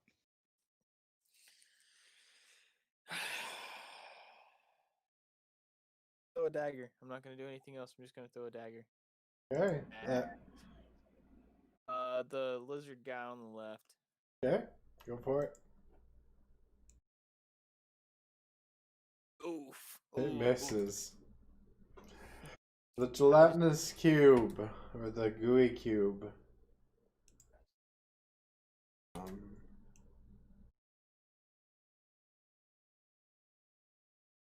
Moves forward, engulfing these two lizard folk. And they seem to almost accept it, as though it is a privilege to have been eaten by the gooey cube.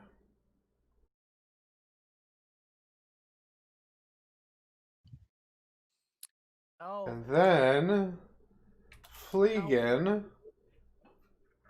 I need you to make a wisdom saving throw.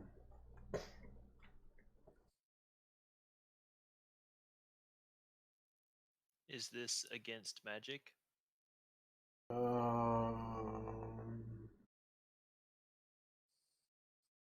Yes. Okay, I have advantage on wisdom saving throws. Oh man. Natural 1 still. Not bad, not bad.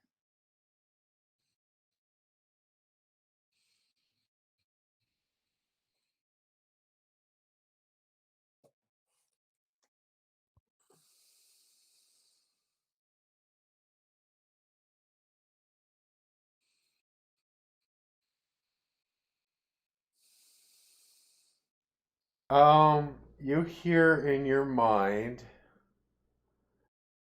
"You're mine."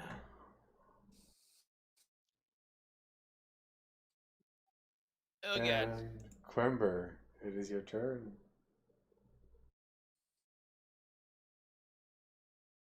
I'm halfway tempted just to go into the cube.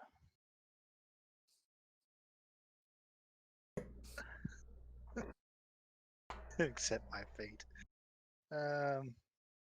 I will cast Sacred Flame. I'll burst into the room. Cast Sacred Flame on the cube. Okay.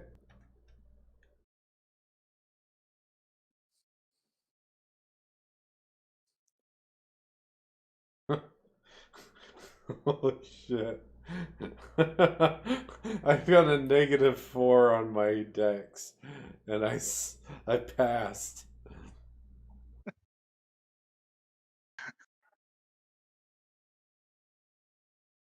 That's booty. Stop doing that. Brendella, it is your turn. mm, mm.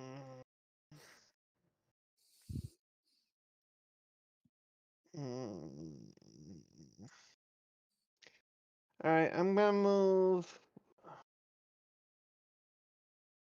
here, and I'm gonna cast Firebolt. Okay. That will crit. Ooh. Take this, you gooey cube! Shh.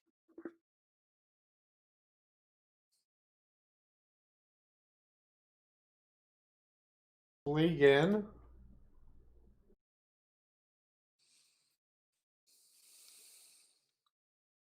You take your dagger and you stab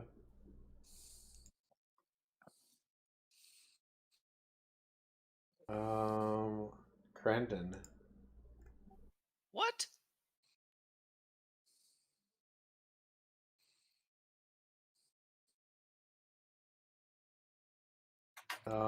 Can you roll damage for your dagger? I must not know how to do it. Thank you. Well, I mean, is that your just your sneak attack damage to you? I need to make a dagger attack as well. No, I don't. I'm just trying to set that up to do sneak attacks, but I haven't have it set up correctly yet. So I would just okay. use the regular dagger. Okay. And what's your sneak attack damage? 1d6.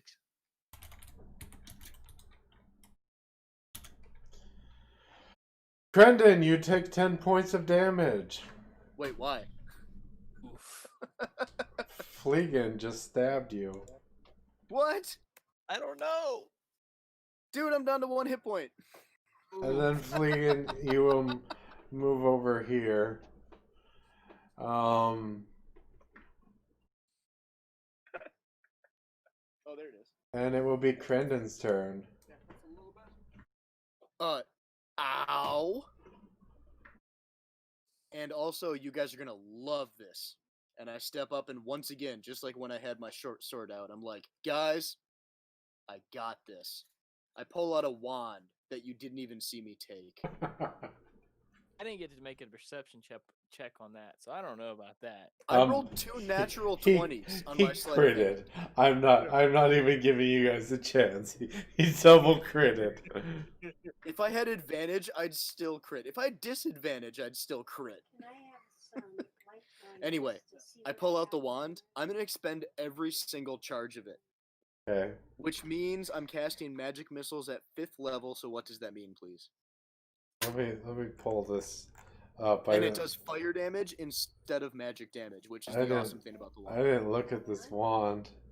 What's its you number? gave me boss killer candy. What's its number? Special item 28. Wand of Dying Fire. Thank you very much. No problem. Anything else I can do to help? I think we're both.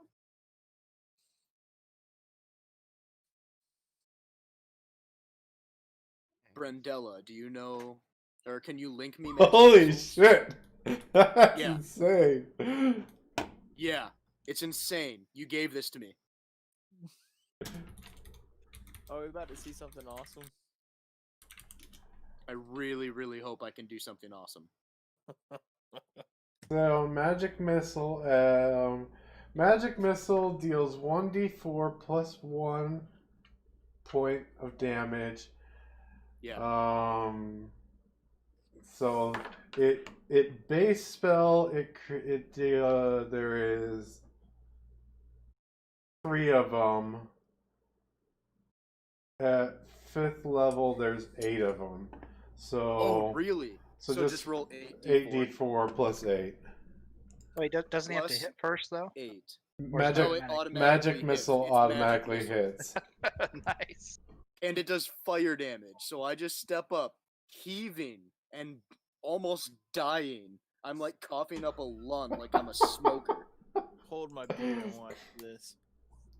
And I deal 27 points of fire damage. I rolled a couple of 1s in there. Yeah, you did.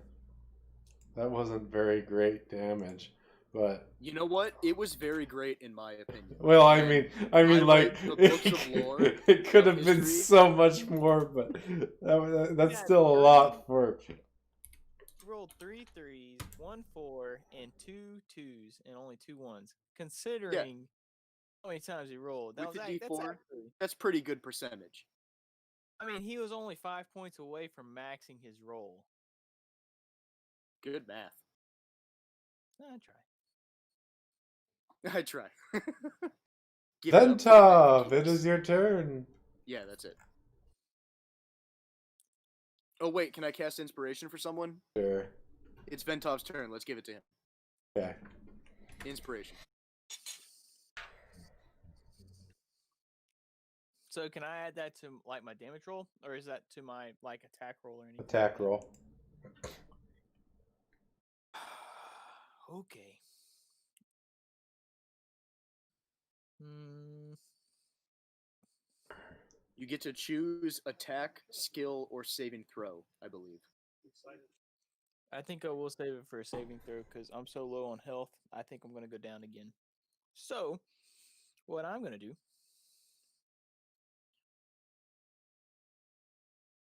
I'm gonna move right here. I'm gonna pray to all the gods I know. I'm gonna hold up my shield and I'm gonna attack my battle axe one-handed.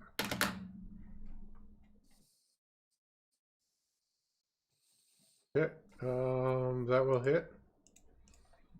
Beautiful. OAC. Oh, crap.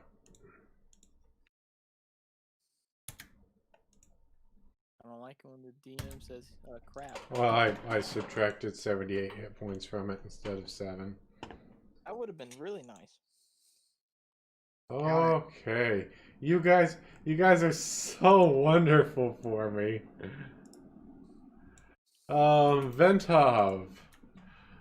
I need you to make a dexterity saving throw.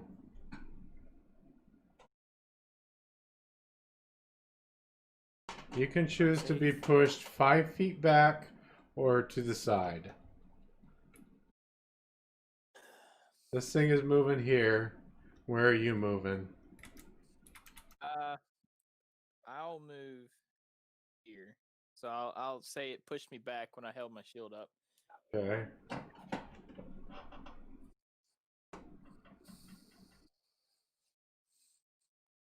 Oh, and you don't have to choose. You can choose to not move as well. I don't think I want to be inside that thing, Mike. I'm Do gonna you want have it you inside of you? do another reflex save. Another X. Yeah, Dex. Sorry. No. Dang it, Mike. Do I get to make that roll? You do not.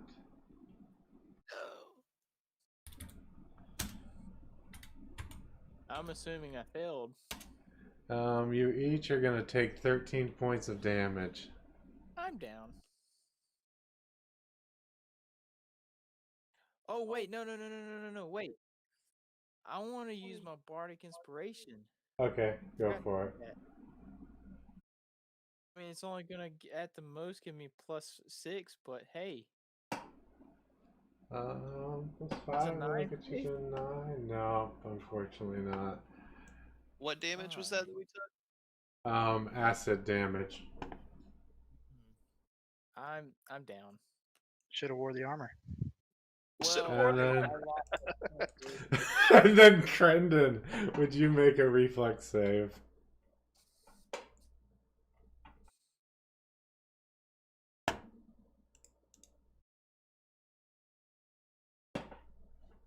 Crendon? Brennan. Lauren? I'm here. Sorry, Okay. I was talking. Reflex. People that are around me. Sorry. Reflex save, please. Oh, I don't like that. Why'd I come back for that? Can I go Nah. back AFK? Nah, dexterity? he's gonna stop here. He's gonna stop here. Dexterity saving throw? No. Quember, it's your turn. Oh. Oh. Alright, so And Fleegan, you may make a wisdom saving throw. At 0 hit points? Yeah.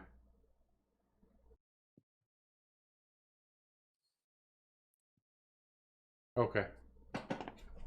so are the things in the cube, can I see if they're clearly alive or are they They aren't really struggling.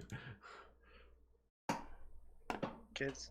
I passed out. Because I'm considering just crawling into the cube. At this point, everyone's dying around me. I don't have any healing spells. Then Tom wakes up long enough to say, "Don't do it," and he passes back out. Just the best thing to do at this point is just to take the thing out and call it a day. I just tried killing it. It rolled a -4 and didn't get hit. Like there is no exit strategy here. I should have my music playing for this fight. Let's see. So you're gonna hope you're ready to roll a new character. I'm gonna run into it. Okay. What are Let's you see. just? Are you just committing Sudoku? I'm gonna see if I can like split it in half with me running through it. Okay.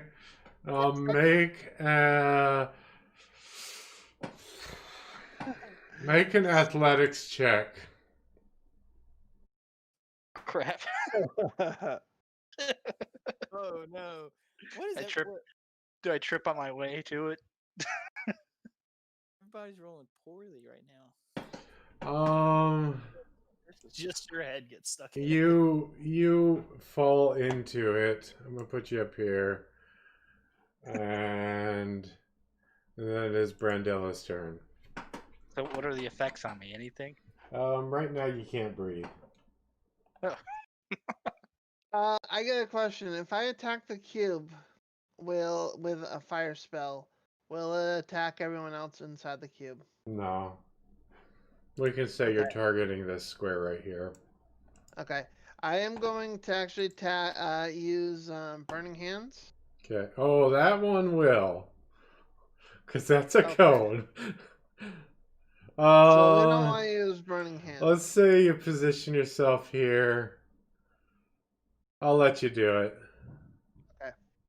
I throw my hands together, put them next to the and they glow bright red.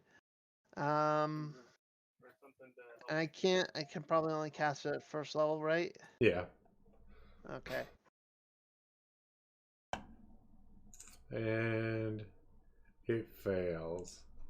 Yay. Okay. Fleegan, make a death save. You passed. Brendan, it is your turn. I don't like what I'm seeing. I hit it with my sword. And I do. Hopefully. Yeah. Okay, good. I'd be really, really scared if you said no. It's huge. It's slow. Yeah. I didn't even look at the roll and I said yes. Go ahead and roll your damage. 8 piercing damage. Ha-cha! Ka-cha, ka-cha! And with that, it disappears. Oh, did I kill another monster? Yeah, Crendon for the win. So he's actually doing like a touchdown dance right now. What do you guys do? You gotta heal. Now, what does medicine check do at all in this version? What was that? Sorry, my music was loud. Medicine check. It's used for identifying like how things died, or wounds, or poisons. Or poisons. So it doesn't heal at all. No. We can't even use it to stabilize anybody? No. Dang. Okay. Does anybody have any potions? No. We take a short rest so somebody can get. Am I still inside the thing? Back? No, Has anybody pulled me out? It's dissolved. Are those lizards still alive that went inside it? No, they're dead. Or is it Ventov? Ventov keeps going down. I hand Ventov a bag full of candied nuts, and I'm like, "Here you go, buddy. You've had a rough day." For the candy nuts. He just they just kind of fall to the ground. Oh, because he down. is still unconscious. Well, yeah, I just litter them around his face, hoping that one of them goes in his mouth. I will let you guys. Moving his jaw and such. I'm gonna let you guys use medicine to stabilize him. But if you critically fail, you're gonna make them die. All right, let me try it. I got a plus 6. I got +6. Let me try it. Sure, you stabilize him. All right. You even stabilize both of them. Such a benevolent DM. We probably. Do I hear anything on the side of the store? Huh? Do I hear anything on the side on the store? What door? The store right here. Where are you? Oh, there you are. Aha! Yes, you do. That's where you hear the whimpering. Ha! I open the door. Okay, you see this thing that you might not see. And now. It's handout 53. Are those all dead goats and shit? Yeah. This room is roughly assembled from ill-fated planks, unlike any others you found in the rooms. It swings open to reveal another hole knocked into the wall, which leads to a small cavern carved into the surrounding bedrock. Within are more rotting bodies, which seem to be mostly unchewed. As the door opens, you hear quiet bleeding. It seems at least a couple goats stolen from your pens are still alive. Then, even quieter, you hear a soft sniffling and mewling. No, leave us alone! One of the young girls whimper. The other one says, "Hello?" As you enter, seeing you are not like the beast. "Help us, please!" And you recognize the second voice as that of little Jovesa. Hey, Javesa, don't worry. I'm here. We're here. Well, we're mostly here, but yeah. Man, Emma? I kind of like my as I'm like sweating. Emma, as which is everyone's the like, Emma, which is the the town's girl, immediately. Oh, I need to do this too. Sorry. There you go. I was just gonna say that Ventov's gonna poke his head around the corner. Emma rushes and latches on to Brendella. Hey. Don't worry, I take both of them in my arms and like, don't worry, girls, we're here, we're mostly here, but we'll They took us in here, and then they stole my wooden toy frog. Your toy frog? I hand her the toy frog and She's start playing a ecstatic. song to try to calm them down a little bit. Okay, let's have a performance check. Always, it's at advantage. Yes, they are very calm now. Yeah, and I definitely give that frog to her. Okay. So, can we see if anything's actually like visibly wrong with the two girls? Like, if we need to do any. Sure. Roll medicine. They look like they're fine. Okay. Nice roll, Brendella. That was a good roll. So, good. Can we make sure that there's nothing going to come up behind us down those stairs when we try to leave? Those stairs? Yeah, if you would like to. Maybe we should probably, since we have the girls, maybe we should lock ourselves in this room right now and take like a short rest. Because I need. That's a really good idea. Yeah, we all really need it. Yeah, that's a better idea than what I had. Let's do that. Can I look in this hole in the wall? If there's anything through there? Roll perception.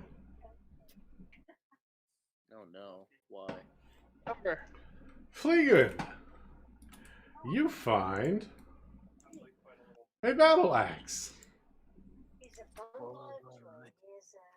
Wow. Bruh. Wow. It is hidden beneath several of the bodies.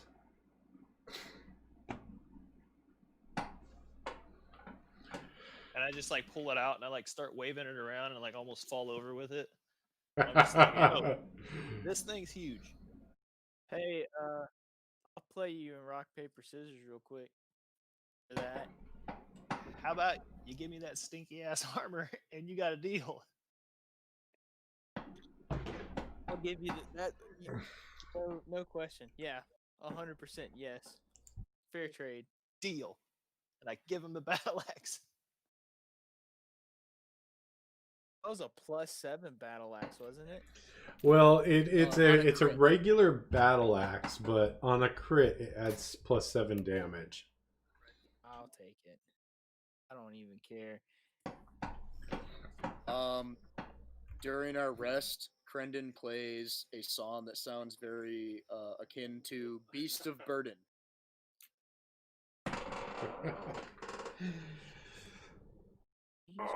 Burden.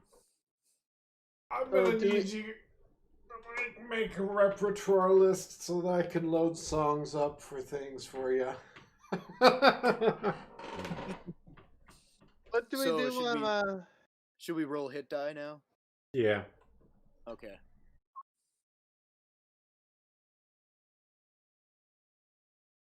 And I'm gonna assume that these girls go with you, so I'm just gonna delete their tokens. I would say they're gonna go around. I'm still gonna be holding on to them. Yeah. So I'm basically, everyone has to protect me, basically. That's fine. Where's my hit die? It's under temporary hit points. Yeah. Ooh, nice. Almost perfect. Crendon has to eat in real life real quick, so I'm just gonna be on auto follow. Okay. Going with the group's decision to keep these girls safe, and probably still playing Beast of Burden. So you guys rest up. You said you wanted to bar up that downstairs so things can't come up. When you go to investigate it. okay. When you investigate it, you descend one floor to the treacherous stairs, which have been worn dangerously slick by the passage of the Gooey cube. At the bottom, you find a large bronze door. A leering gargoyle visage is worked in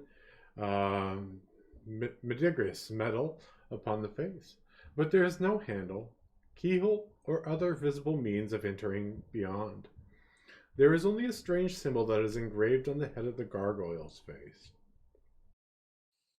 Pressing against it, you can tell that even the strongest among you do not possess the strength to force it open, even working together. As you look into the eyes of the cruel face upon the door, you hear whispers dancing around your ears, most of them unintelligible, but you think you can make out a few phrases. You do not serve her majesty. Begone. Only those with the token of her blessing may pass, and praise the Witch King. I go closer to the door, and I actually do a history check to figure out what he's talking about. I do one as well. Yeah, we've seen this door before. Yeah, it was in the spider den. Yeah, down in the well.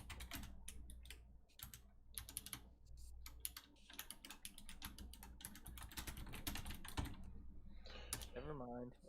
Bradella, as you look at the door,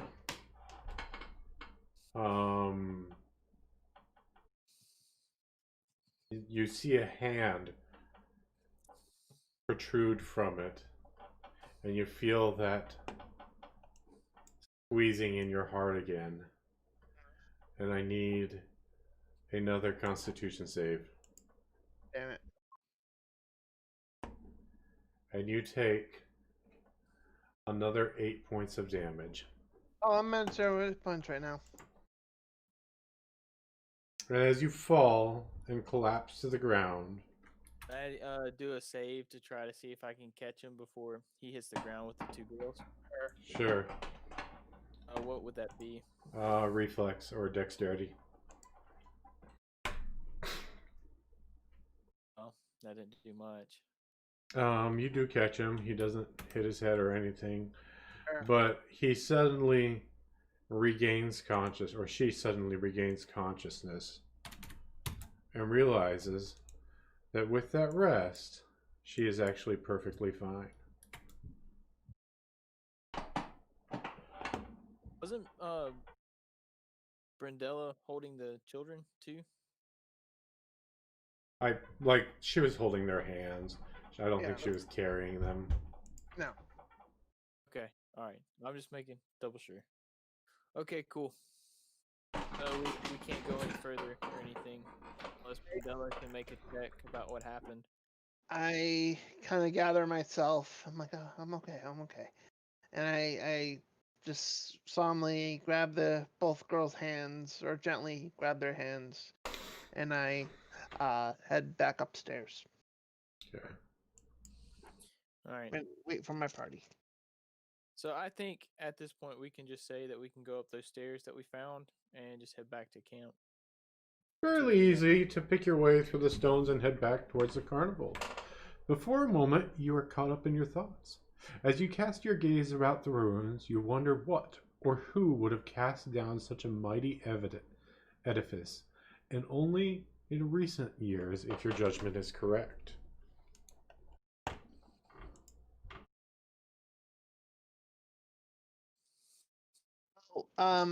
I actually, from my blouse, I cut a little bit. Before we even go, before we enter that murder room, I cut a little bit of cloth, put it around the girl's eyes, and then uh walk them through it so they don't have to see all that stuff. It's a good idea. You arrive back to camp. Emma's mother is ecstatic to be reunited with her. Lena is very happy that Jovesa is healthy as well. She's very she is an apothecary in town and gives you a healing potion. Okay, I take that. As well as an invulnerability potion.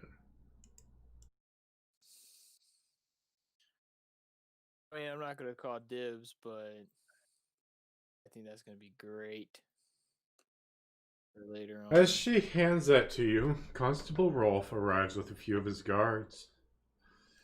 He says, I'm very grateful that you were able to return with these. Maybe you guys are not as bad as I thought. I do still think that it is time for you to move on your way. But I suppose if you need another day, I'll make sure it isn't a problem.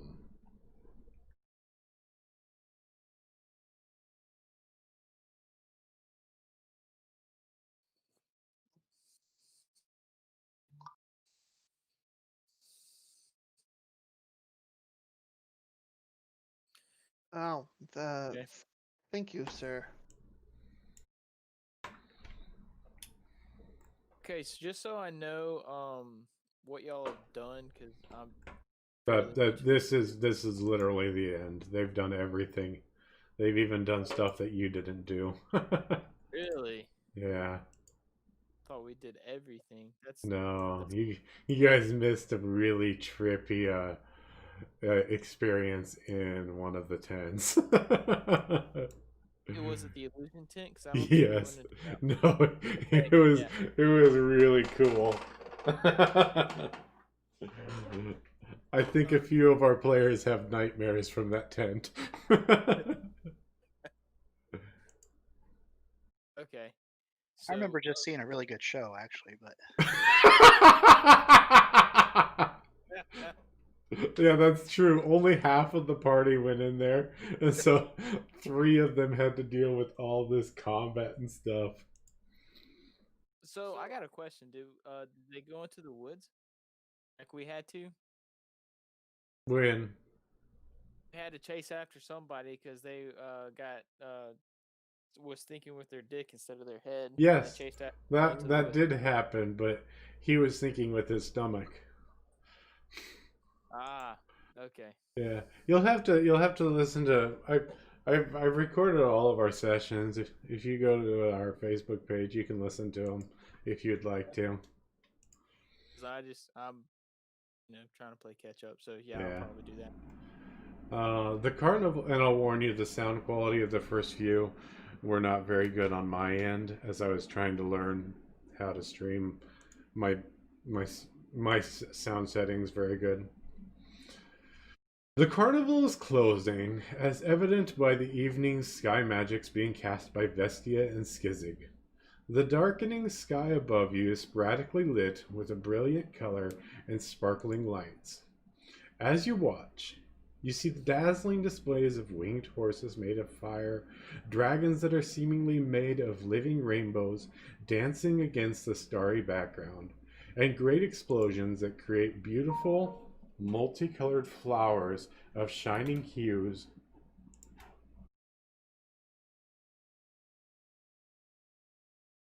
Sorry. I thought I just had an important message. That make the night seem bright as day. Very soon, all the people from Nevermore and the surrounding area will be leaving. Only the gambling tents will remain, likely until midnight. It has been a very good day for you and your group. Your deeds will undoubtedly be celebrated at the tent fire tonight, and you will surely be well rewarded by Borag and Kalnace. You make your way over to the western area of the field, where the tent fire is already being lit, and a number of your fellow Hanatas are gathered. Sanizi and Friend's wagons have been pulled close, and the aromas from their delicious cooking set your bellies to rumbling. You also see Stoof and Lena standing near the trapped keg, passing out pints to any and all save for the Yunstas.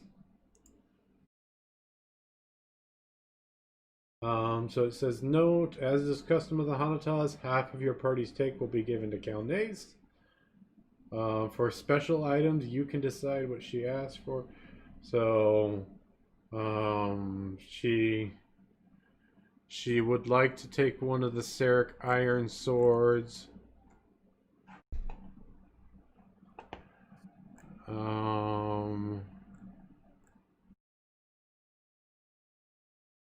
I don't know. Do you guys just tell her everything that you found? Is there anything that you want to keep secret from her? I mean, I wouldn't want to keep anything secret from her, but I would definitely want to keep that battle axe for sure. Yeah, I feel like Krendon would probably keep that wand for himself. Okay. But I don't know. Does it have like a recharge time? Yeah, 1D3. Or is it a one-time unit per day?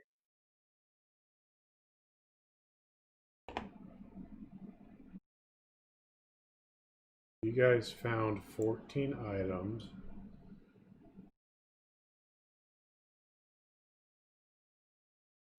I mean, in all honesty, unless anybody has any objections, I don't have any problems with us keeping the items that we absolutely want, just giving the rest to her so she can, sell them or whatever.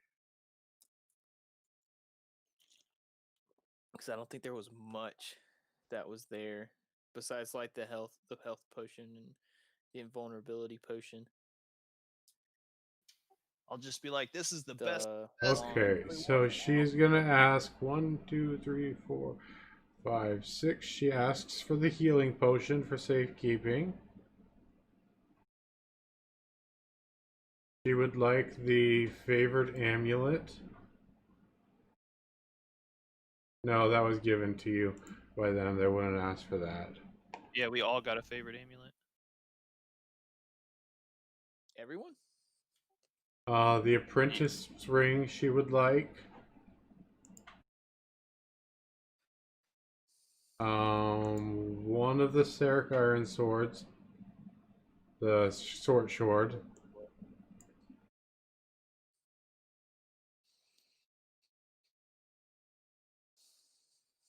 I did this by random roll just to give you guys a heads up. She would like the wand.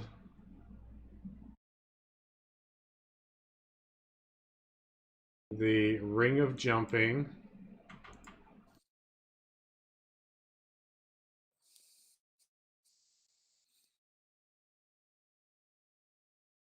For some reason, she wants the stinky armor. She thinks she can clean it up, and she would like the Seric Iron Wakazachi.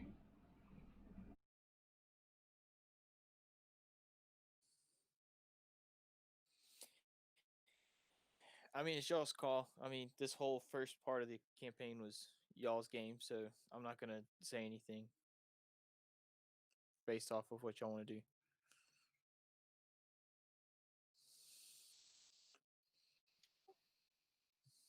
Well, if we got to give half of the stuff up, we got to give half of the stuff up. But I think We could use persuasion. I mean, it's not over. I mean, where's the guy with the loot? Start playing. Exactly. Go for it. All right, I'll use some of my persuasion then. Who's got the most? Who's got the best persuasion? Because I mean, I've. Correct me if I'm wrong, Mike. Everybody's playing a pre-made character, right? For Yeah. the actual campaign. Okay. Oh, never mind then. I'll just try a persuasion check. See what I got.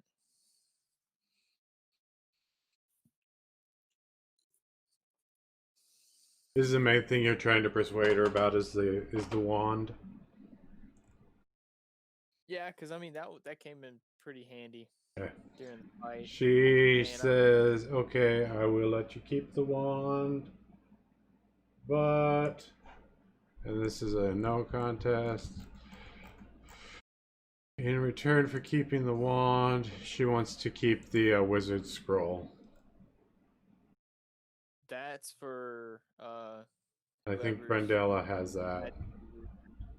So That's their call. So I'm gonna take these. Oh, who left?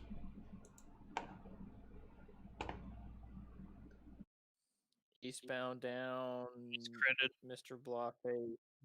Okay. Somebody timed out. I'm gonna drag him I'm back totally up. here. Actually, the spinach. Yeah, Neil, can you easily drag him back up? I don't think I have that ability. Yeah, you do. Nope. See, I Oh. just There you go. I got him back up here. Okay. So, if you guys will just remove those items from your inventory. With plates of steaming food and mugs of frothy drink in your hand, you wearily drop down onto a makeshift benches and seats around the fire to rest your tired legs. Boastful tales and epic sagas already underway, while Grayson and Grelda pluck casually at their instruments, along with Crendon, of course, to create a pleasant musical backdrop that almost, but not quite, drowns out the nearby forest's ghostly nighttime sounds. You see Mother Savansa and Anton the priest moving between the wagons, lighting the dark tide lanterns and hanging them by the entrance of each. You can't help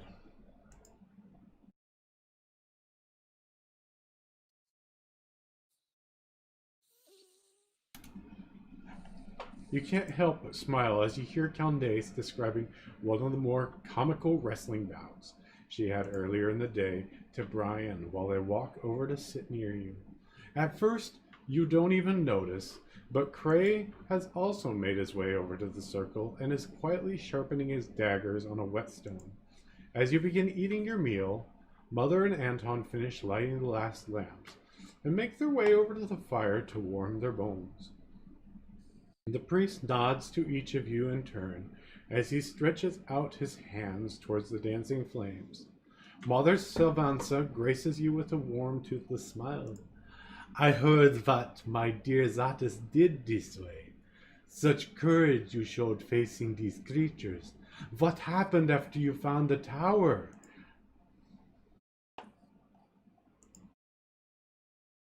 Well, yeah, I'll take this. Yeah, well, Mother Savansa, well, we went to the tower, we you found a lot of lizardmen, and um, we were able to battle a gooey cube, Mhm. and then we finally found the children. But I got a question for you, if you would know this. I keep on seeing this bony creature or figure that every time I interact with them, they squeeze my chest and almost like I'm about to die, and then I faint, and then I feel like nothing happened. It keeps on happening a lot. Do you know anything about this? Well, usually things like that are creatures that were not put to rest. Perhaps there's a being whose spirit still wanders the area. And it's haunting me? I do not know why you see it, but it is something to be aware about. Do you know how I get it to stop haunting me? I do not. It would depend on the situations of Hmm. what it wants.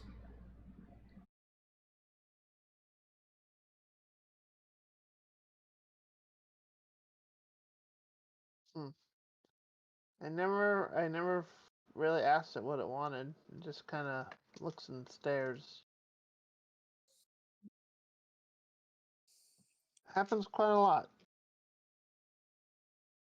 Kind Well, of freaking me out. be aware of these things and make sure to try to find out what it wants if you can. Well, good advice. Thank you, Master Matza.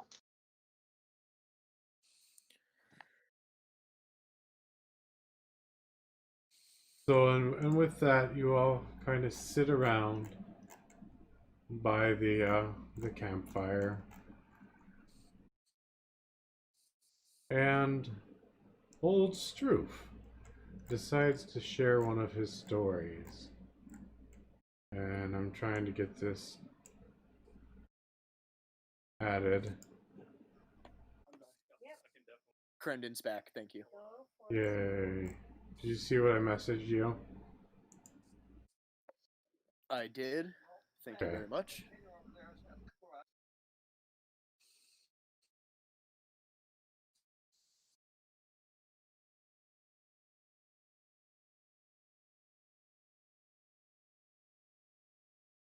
Alright, bear with me 1 second. Must have it.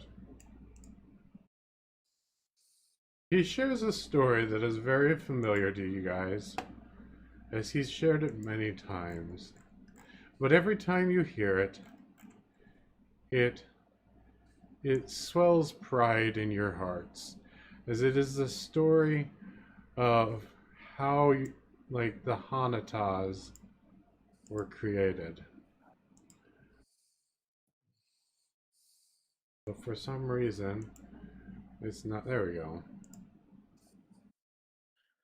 Let me know if it's too loud.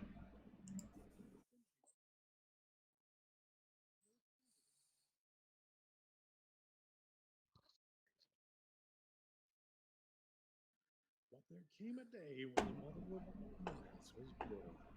Her name was Xylia Aliena, and she was conceived in the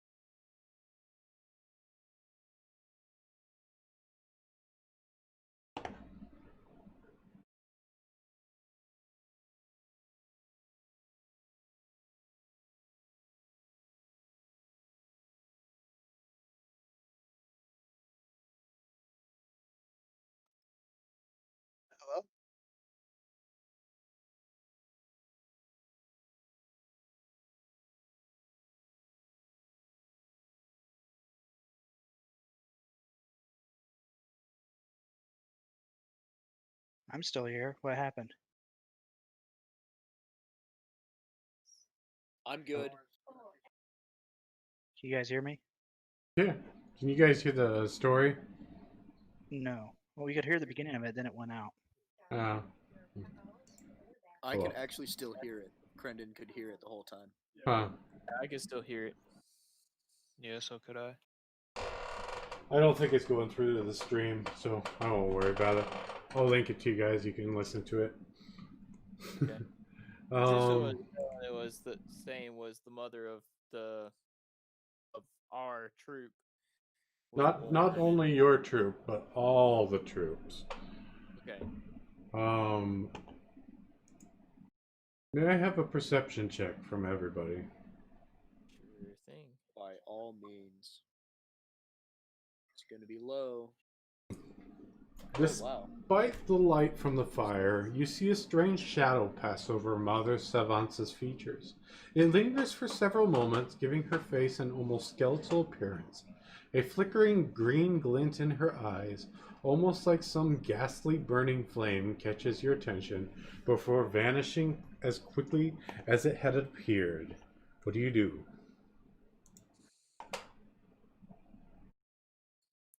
I think what Ventov would do would try to stand up, see if he can get a better look before it disappeared. What you got? Right? So I don't know if that's gonna do anything. How far away was it from us?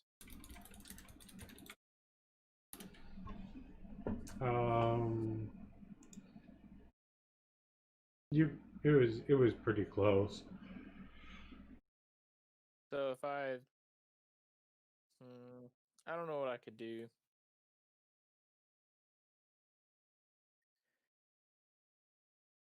Anybody else? Like a nature check or something to see if I can recognize it? That thing that you messaged me. Sure. Can I do like a history check or something on that to see how much I know about it? Yeah. Let's try that. Not too bad. It is not enough, though. I don't recognize it. No. I clicked the wrong thing.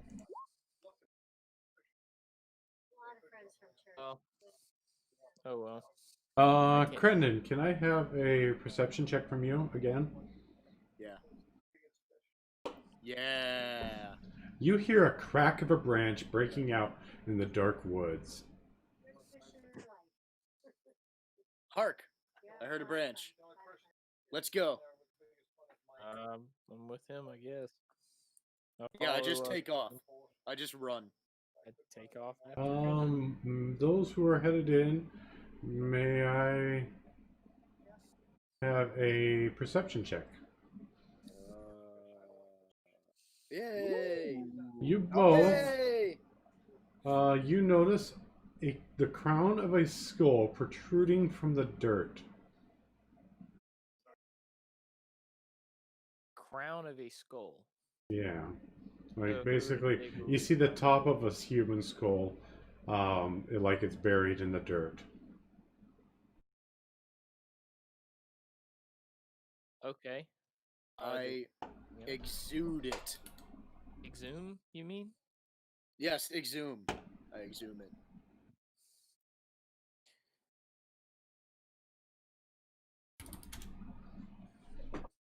We'll let you do that because I don't want to touch any remains. Bad juju. I'll touch it. It appears to just be a skull. There's nothing like written on it or around it. Is there anything magical about it? You can try sense magic or detect magic. Sense magic. I don't have detect magic, so never mind. You can do an Arcana check, I believe. Yeah. I'll try that. Well, I mean, it won't tell you if it's magical, but it would tell you like if you Arcana is more about the history of magic. But so Crendon doesn't have any like recollection of this being used in magic. So it's like the top half of a skull? Well, now that you pulled it out, it is an entire skull. Okay. I really search it. Is Um, there any way that we can like search the ground around the skull to see if there's anything else there? of course, hero perception. Not to take it away from anybody else, but if there's a skull there, there might I be was an going for actual the devil grave. card, but You know? then I was like, well, Lauren is working hard to try to. I was put gonna up- say, see if Yeah, all Brendella could get any heals from it. Yeah. Probably call them over. So I want to she's do religion check before. she is not in the chat, so you take it to Brendella, and she seizes up again. I'm totally here. Okay. You see, they brought this skull to you that they found out in the dirt, and when they show it to you, this same figure that you have been seeing, like, kind of emanates from it. It's kind of expands out of this skull to where it's standing in front of you, and it clenches its fist again. And I would like another Constitution saving throw.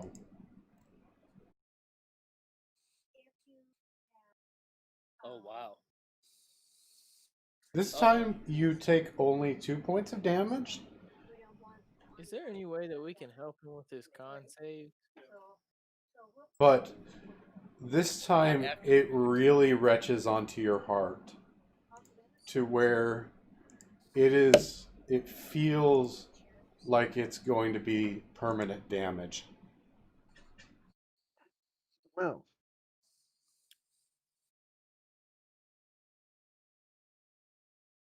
I asked the figure, what do you want? And it just disappears.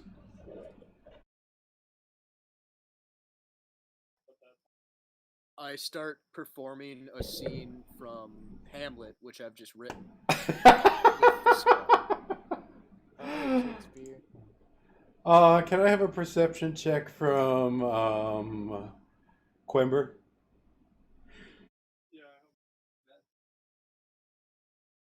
You notice that Cray has stopped sharpening his knives and now stands at the edge of the fire's light. His hands are on the palm of his sword. His pose is rigid and tense, his eyes alert. Brian also, this is the blind monk. He is also casting his sightless gaze about into the darkness beyond the fire. Both Borag and Calnace are regarding Cray from their seats, but both have their hands on their weapons. Suddenly, the wind begins to increase in intensity. The breeze that at first only had an uncomfortable nip now cuts with a frosty sting as the many fires in camp whip and writhe under its forceful touch. The drowsy expression on Vezi's face melts away as she scrambles to her feet, her eyes wide with fear. You hear the kneeling wail of little Creta over the howling wind rushing past your ears, fear causing her to cry out. What do? And Creta is one of the children of the camp. See if I've got a picture of her. Here she is.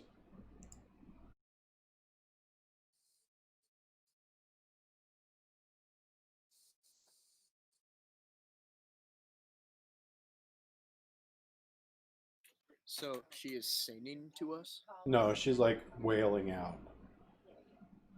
Either way, I start playing a backbeat. I give her some music.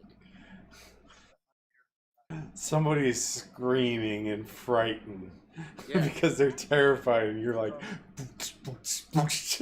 yeah. And I'm just, it turns into Okay, so you start to play, and then suddenly everything goes still. Mother Savannah starts to ask, "What is?" And then every fire and lantern in the camp flares with incredible vehemence. You hear the telltale shriek of Kray's blade being drawn before a piercing scream echoes in the darkness just before you. You recognize the voice. It's Vezi's. It's coming! She cries in a panicked horror, her hands clamped tightly over her ears and her eyes squeezed shut. The bad things! I can see it! The bad things! It's so close! Please! Please make it go away! Make the bad things go away! She shrieks again before suddenly falling silent for several heart-pounding seconds. Her tiny hands drop to her sides, and you see her eyes raised to stare off into the night sky. It's here. What do you do? Ventov's gonna run to straight to Vezi to see what's going on. Yeah, I don't know if y'all have seen this, but in his bio, Ventov looks at Vezi as like a baby sister. So I think that would be the first thing he does is try to check and make sure she's okay. See what's going on with her at the very least. And I think enough has happened. It tells me to make a roll. So I made a roll, and it has picked Brendella, but Brendella has had enough happen to her, so I'm gonna re-roll. And as the hushed words leave Vezi's lips, a wave of vertigo sweeps through your head.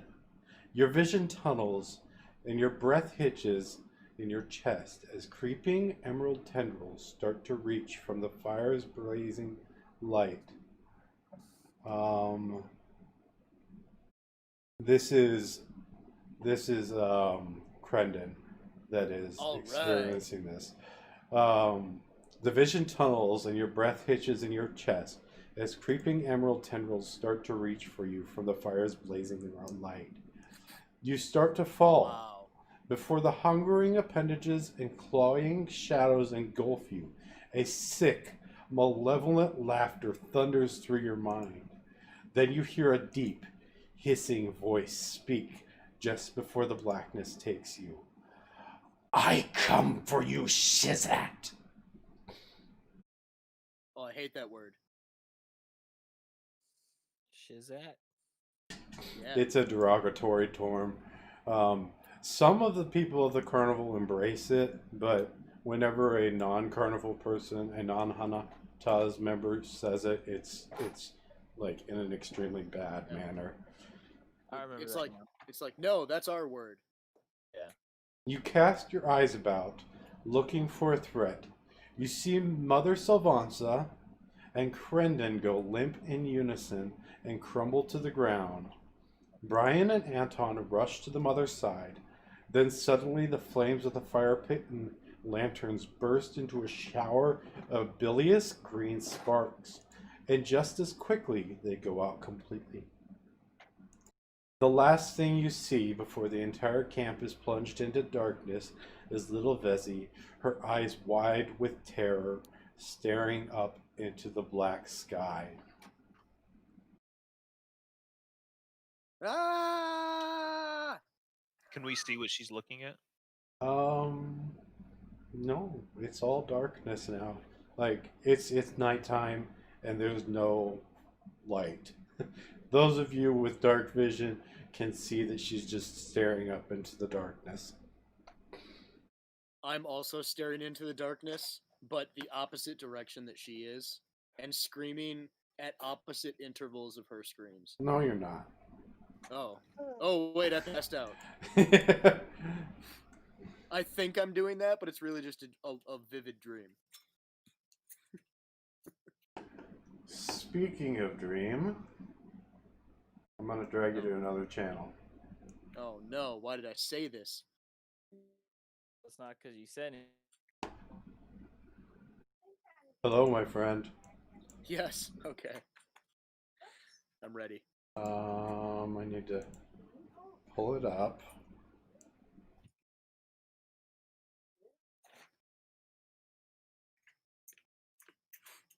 Where is it? I had it earlier. I don't know, but I'm drinking a very strong beer.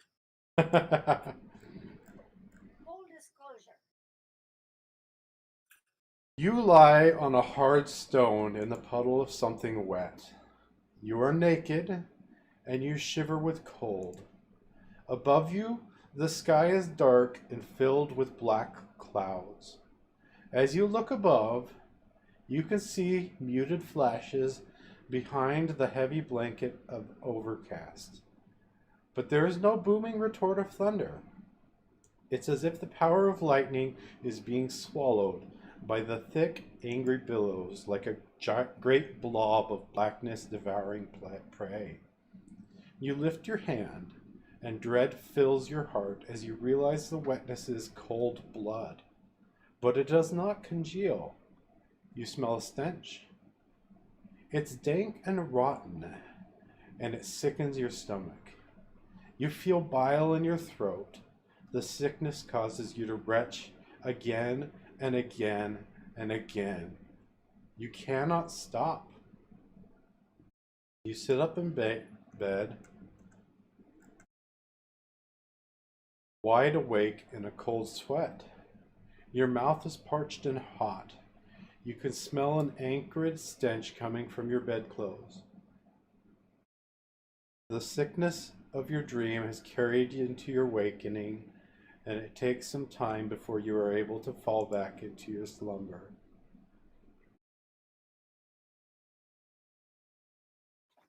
Wow, okay. That was a lot to take in. I'm not going to let you convey this to them tonight, but when we get to our next session and you are conscious, like next session is actually going to start with you still unconscious. But okay. Do you want me to send you this text, or do you just want to like play by ear and just share what you can remember? I'm going to send you the text because it's going to be 2 weeks. Yeah. Yeah, that would be great. So, there it is. I posted it in Discord to you. Awesome. But yeah, I'm going to drag us back up, okay? Okay, sounds good. Every now and then. Okay, we're back. This ends the first chapter of The Darkest Dream. Or the first chapter of the Red Star Rising campaign. It is called The Darkest Dream. For those of you who are playing, if you listen to the campaign, if you listen to the stream, please don't listen to the last part for spoiler reasons, unless you're listening to it live. Or we've already did that part, right? Yeah. So, thank you all for listening. I hope you enjoyed this. We're going to end a little bit early today because it is the end of the first chapter. If you enjoyed this chapter, you can pick it up at gooeycube.com, of course. And it really is a fantastic story. I can't wait to get into chapter 2.